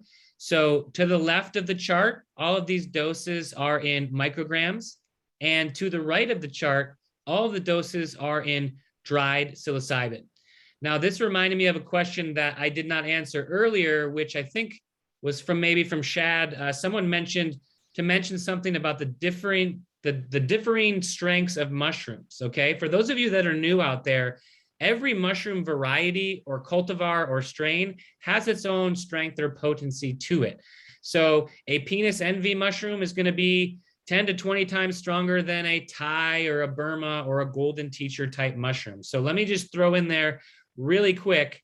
You really need to know what your variety of mushrooms is, and that might actually affect the dosages, right? A 50 milligrams of golden teacher might be a microdose. 50 milligrams of penis envy could be a mini to large dose. So again, know your strains of mushrooms.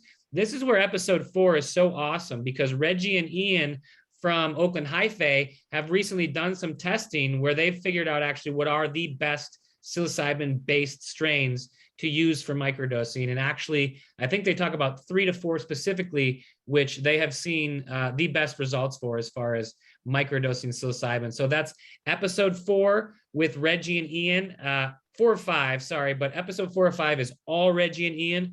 It's a full episode of these guys. They're amazing. They created the psilocybin cup. They're the first one in North America to develop a test that actually tests for psilocybin potency. So look forward to that in week 4 and 5. We'll dive even deeper into these dose ranges. We're not going to dive any deeper into it now, but this is another chart or graphic that you would get for your lifetime when you join the class.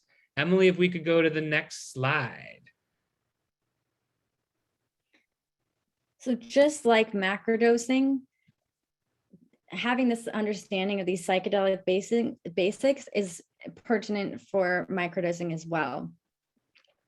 So with the microdosing experience, before you go into it, it's important to understand what is the mindset that you're going into the experience with, whether it's a mindset of openness, if you're going to the experience with the mindset of fear, anxiety, depression, all of that can potentially be amplified. As we shared about earlier, it's a non-specific amplifier.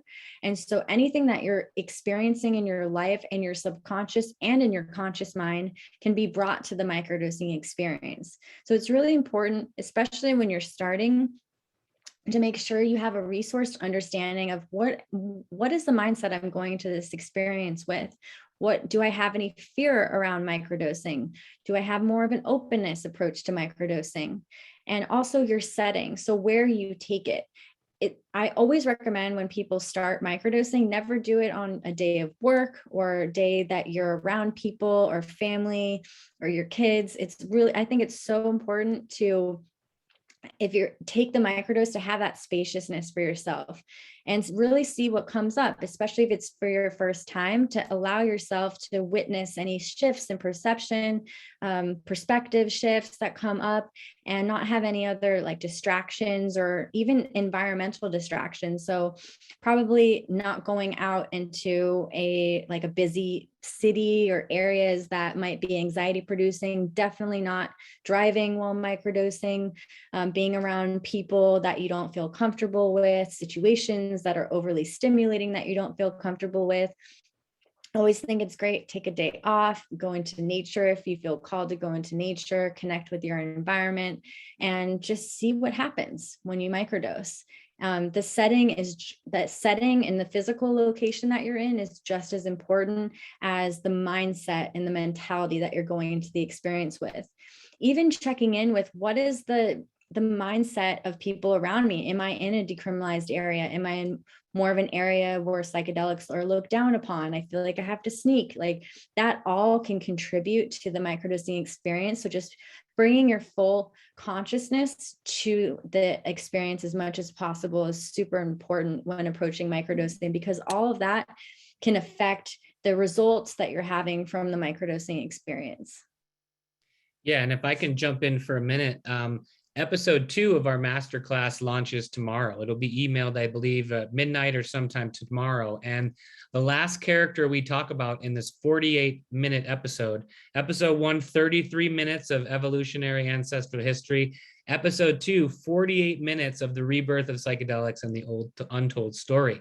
The last character we talk about is Captain Al Hubbard. Al Hubbard was known as Captain Trips and was said to turn more than 6,000 people on to LSD in the 50s, 60s, and 70s before Nixon made it illegal.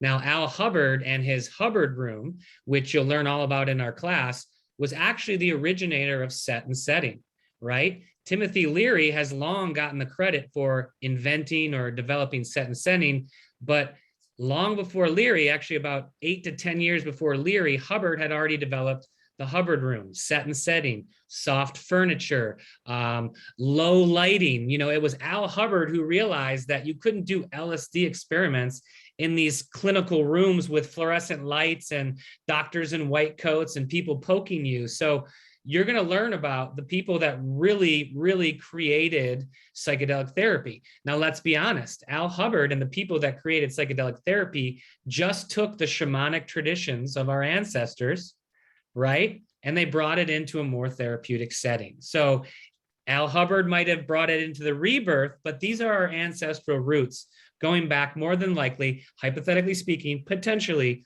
to the beginning of time. So again, you will learn about Al Hubbard, who was the LSD guide that turned on Dr. Jim Fadiman. He was also the LSD guide that trained Dr. Jim Fadiman to be an LSD guide at the IFAS in Silicon Valley in the 60s. We'll teach you all about that in class as well. And that's going to lead us up into episode 3, which is the rebirth of modern microdosing in modern times, starting about 10 years ago. So with that, we can switch it to the next slide.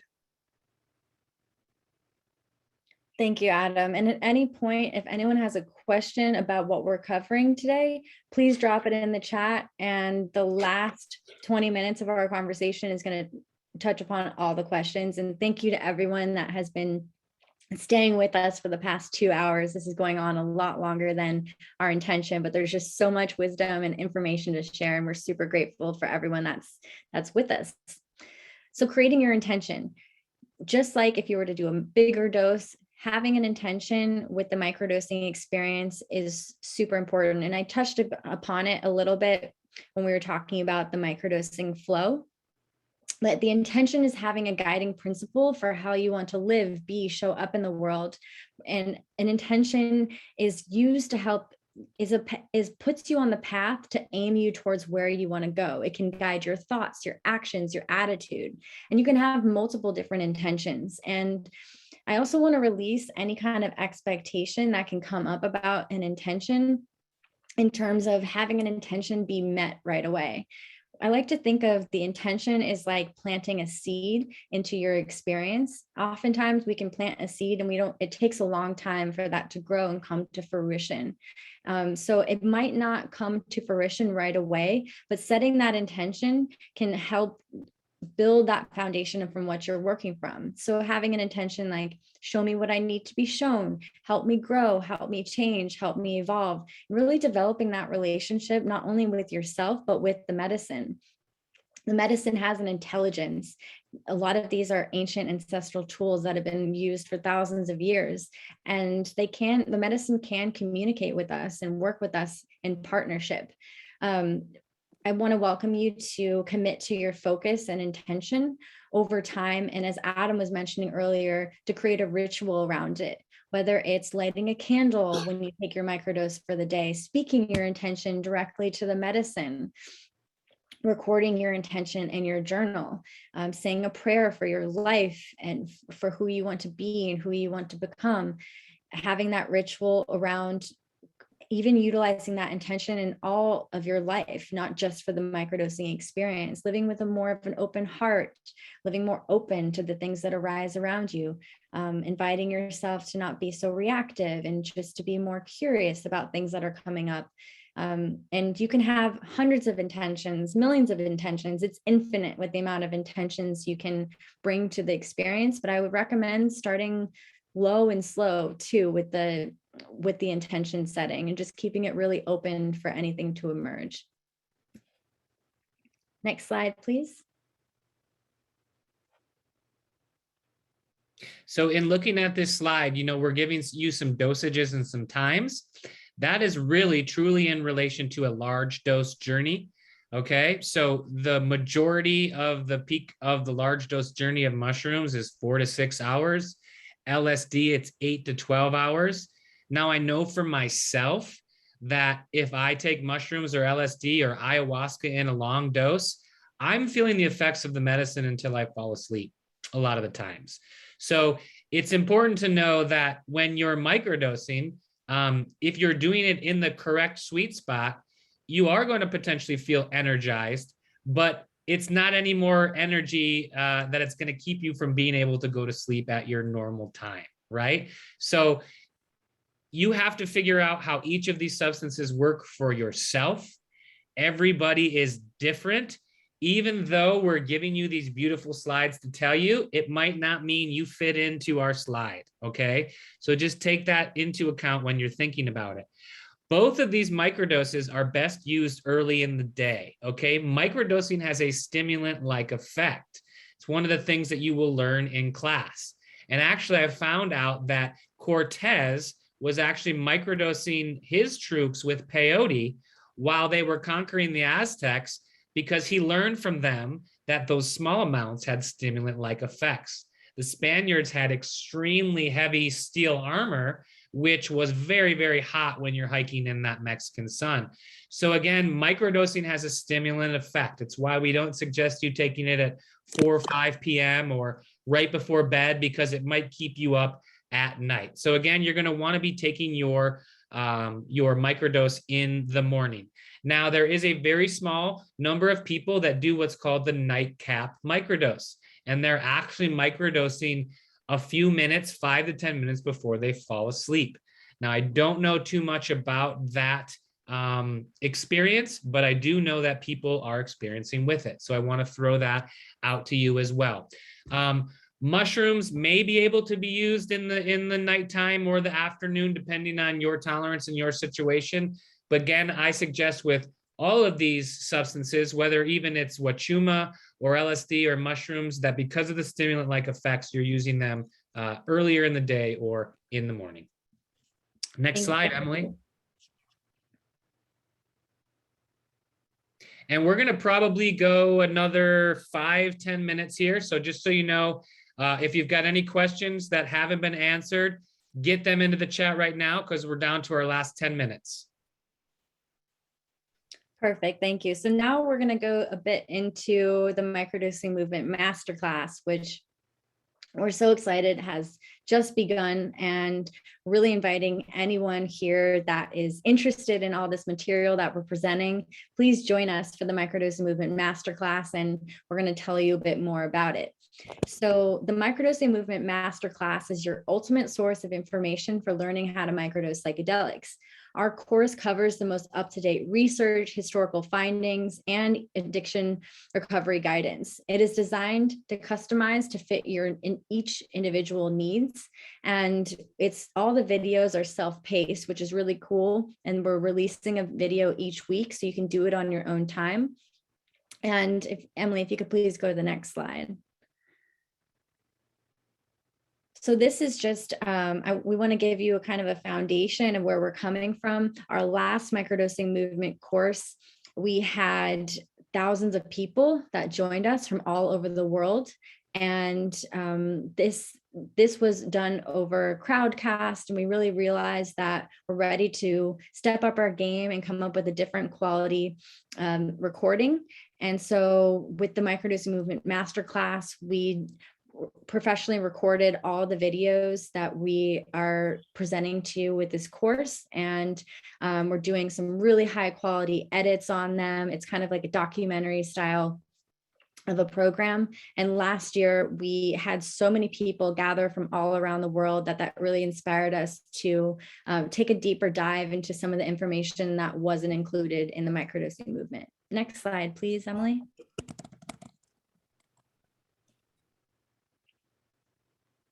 So here's just some testimonials from people that took our previous microdosing course. For anyone looking to incorporate microdosing psychedelics in their life for personal development, healing, general well-being, I highly recommend this course.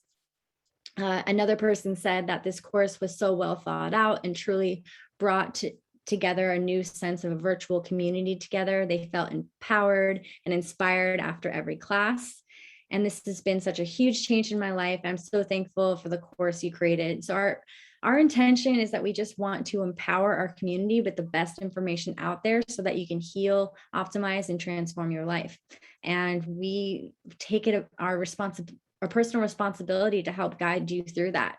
I think that we can collectively dissolve the stigma around psychedelics and also prevent a lot of challenging psychedelic experiences that can happen through educating our community. Next slide, please. So the time for us has come for a deeper dive into this rapidly evolving subject. While information about the potential benefits of microdosing is easy to find, there's so much information out there on the internet. And our intention is to gather all that information for you and put it into one package so you don't have to spend countless hours on all these different websites, Reddit threads. You can come directly to the Microdosing Movement Masterclass and get all of your general microdosing questions answered and a deeper dive into the history, ancestral use, to make this the most comprehensive resource, scientifically based information out there, explaining where to start and how to do it safely.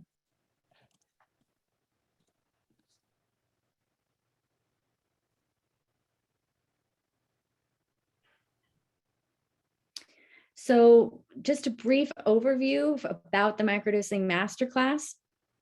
Through a series of professionally recorded educational videos and live Q&As, we're providing you an advanced guide to microdosing psychedelics with community support. And that doesn't mean that if you are new to psychedelics, this course is for you. If you have taken our previous course, this course is also for you.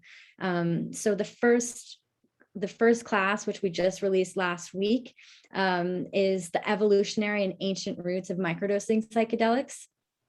And this week, tomorrow, we are releasing the next class, which is a rediscovery psychedelics and the untold history of psychedelics, which all this information we're so excited to get out there. Adam has compiled this in his book that he's going to be releasing. And we're really shining the light on some areas of the history of psychedelics that aren't frequently talked about in the psychedelic space. After that, we're going to dive into the rebirth of microdosing. Oh, I also want to mention this weekend, we have a live Q&A with Dr. Jim Fadiman, and we're really excited about that. Jim Fadiman is the pioneer of modern microdosing. He's a researcher, a psychologist. He's the author of the Psychedelic Explorer's Guide, and he is coming to answer all of your questions about microdosing. He's our mentor. We look up to him, and he has so much information about microdosing and really the reason why modern microdosing has been popularized. So please join us this Sunday at 4 p.m. It's through purchasing a ticket to the Microdosing Masterclass to learn from the father of modern microdosing. So after the rebirth of microdosing, we're going to take you from the ancient history all the way to the microdosing today. And the masterclass is now. It has already started. And after we take you through the rebirth of microdosing to where we're at today, we're going to cover some of the science behind taking tiny doses to create big changes in your life. And that's when we'll have our partners with Oakland Hyphae and Hyphae Labs come and talk about the science of microdosing and all about their research into the different mushroom strains and potency. That will lead us into speaking about challenges that can come up from the microdosing experience, potential pitfalls. In the microdosing world. I It's know, pretty I cool. even took the laptop off your lap. Oh, you did? Yeah.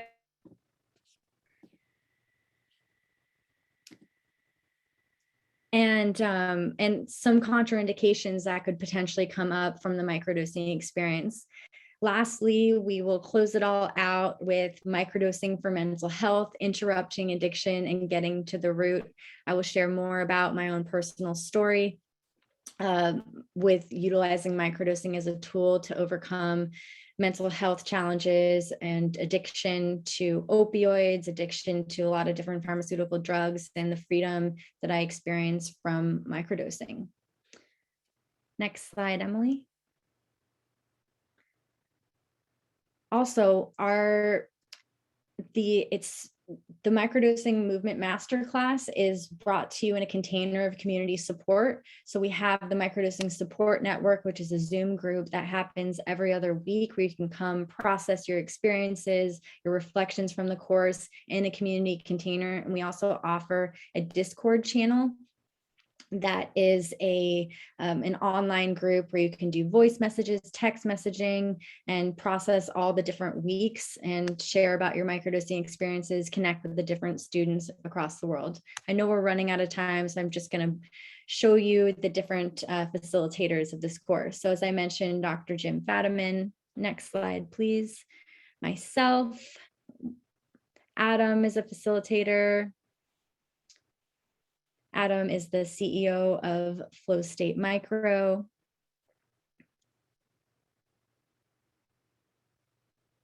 And Reggie Harris, who is the founder of the Psilocybin Cup and the co-founder of Hyphae Labs, who are doing the potency testing. And he's also the creator of the Oakland Psychedelic Conference.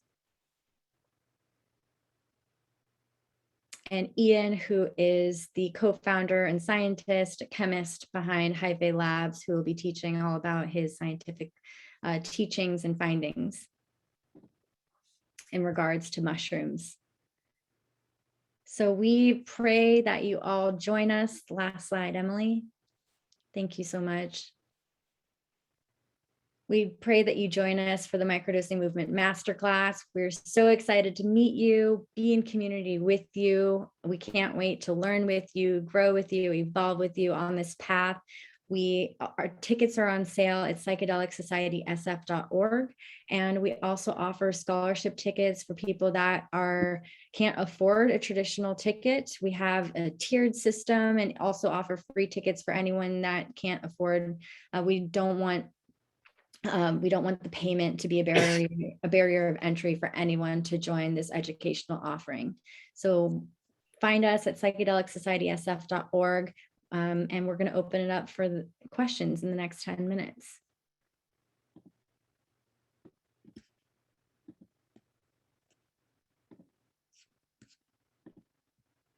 So please place your questions in the chat, and we can't wait to learn from you. Adam, is it okay to smoke cannabis and microdose together? Well, that's a really good question, Danielle. That was a good little setup there. Good one. Cannabis. Well, as you heard Olivia clearly state, cannabis can amplify your microdose. What does that mean?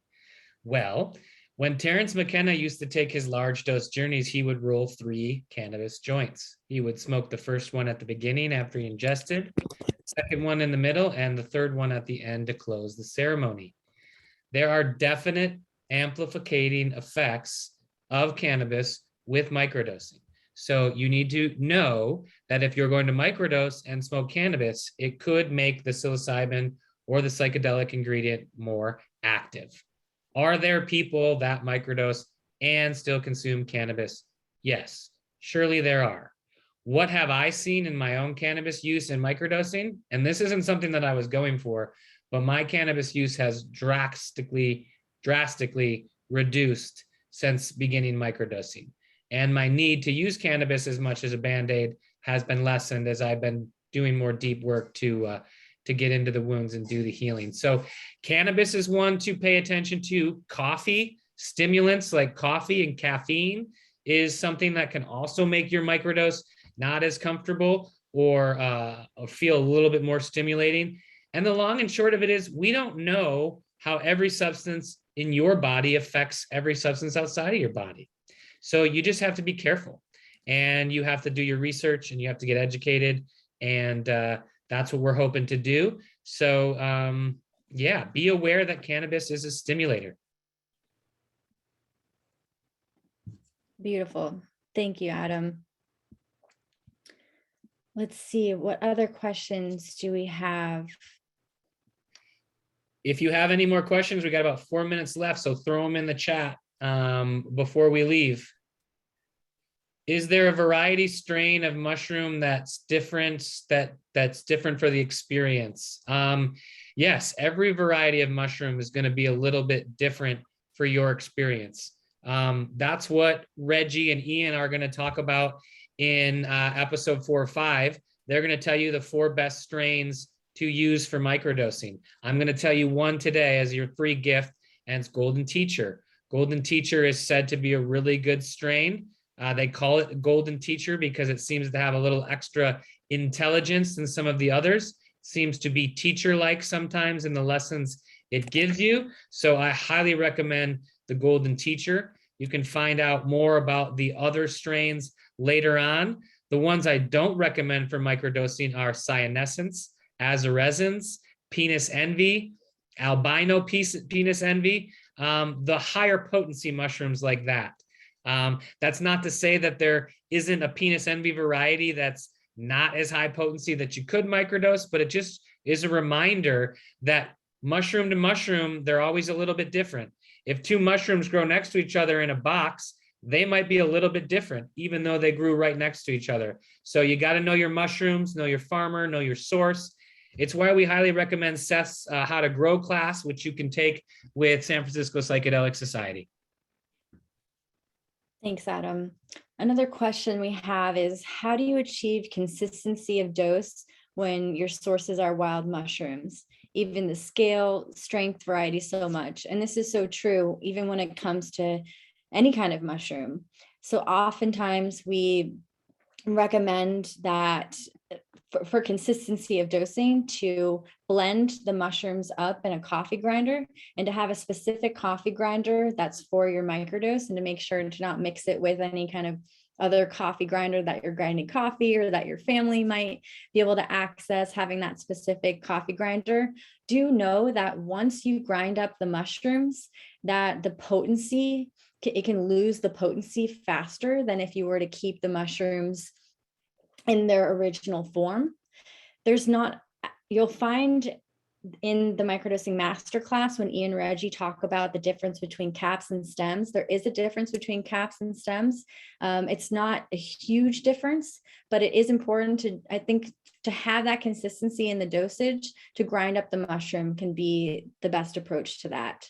And to only grind up maybe a week at a time, 2 weeks at a time. And we don't recommend doing like huge batches of grinding them up. Another question we have is, what is your opinion of microdosing with chocolates, with mushrooms or LSD? So first of all, that can work great. What is challenging for microdosing or dosing with chocolates, and I saw this even in cannabis, is being able to break it perfectly on a perforated line, or, you know, to know exactly what your dosage is. I don't recommend chocolate. I know the Aztecs love to take it with chocolate and there's a ceremonial thing to it, but unless you're making the chocolate and you really know what the breakdown is, it's a really tricky way to microdose. My personal opinion is everybody needs to get that jewelry scale and they need to get that coffee grinder. They grind up a few, 2 or 3 grams into the powder, and then they weigh that powder out onto the scale. Now, by grinding it up into the powder, you've begun the breaking down process, which in my opinion makes it easier on your stomach when you're ingesting it. You know, if you were just to bite off a mushroom cap or a stem, it's not as broken down as if you were to blend it into a fine powder and take it in a capsule. So I suggest getting the scale and then weighing out, 25 to 50 milligrams to start, stacking it with lion's mane. Flow State has a stack, lion's mane, chaga, cordyceps, maitake. We believe in that strongly, stacked with whatever your sweet spot is of whatever your variety of microdosing is. So again, like Danielle said, only grind up what you need. I see some people say you can store it in a freezer. You can store it in a freezer, but a lot of experts also tell me freezers are bad because over time, water moisture finds a way to seep through there. So probably the best way to store it is make sure it's cracker dry, meaning it can break like a cracker. And then you add some of the silica packs that wick moisture. They use them in cannabis. They use them in a lot of food products like seaweed. You drop some of those silica packs in there, and then you know that any added moisture that builds up when the bag is closed and stored in a shaded place will be taken away by the silica pack. So I do not recommend a freezer. Don't keep it in a freezer. That's not the best. And don't grind up more than you need for that month. It's better to store it in fruiting body form than ground it up in a powder.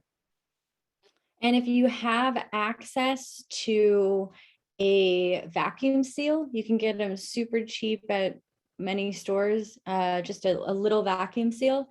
That's going to preserve the dried mushrooms as well if you keep it stored in a vacuum seal.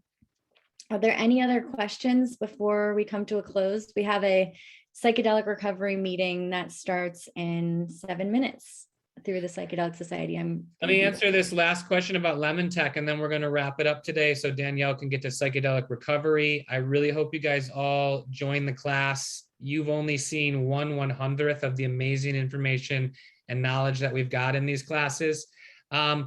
Chewy BB asked an opinion on lemon tech with mushrooms. Lemon tech is the procedure of taking lemon juice and soaking your mushrooms in them, which makes the mushrooms more bioactive, more bioavailable. They hit you a lot faster and they hit you a lot stronger.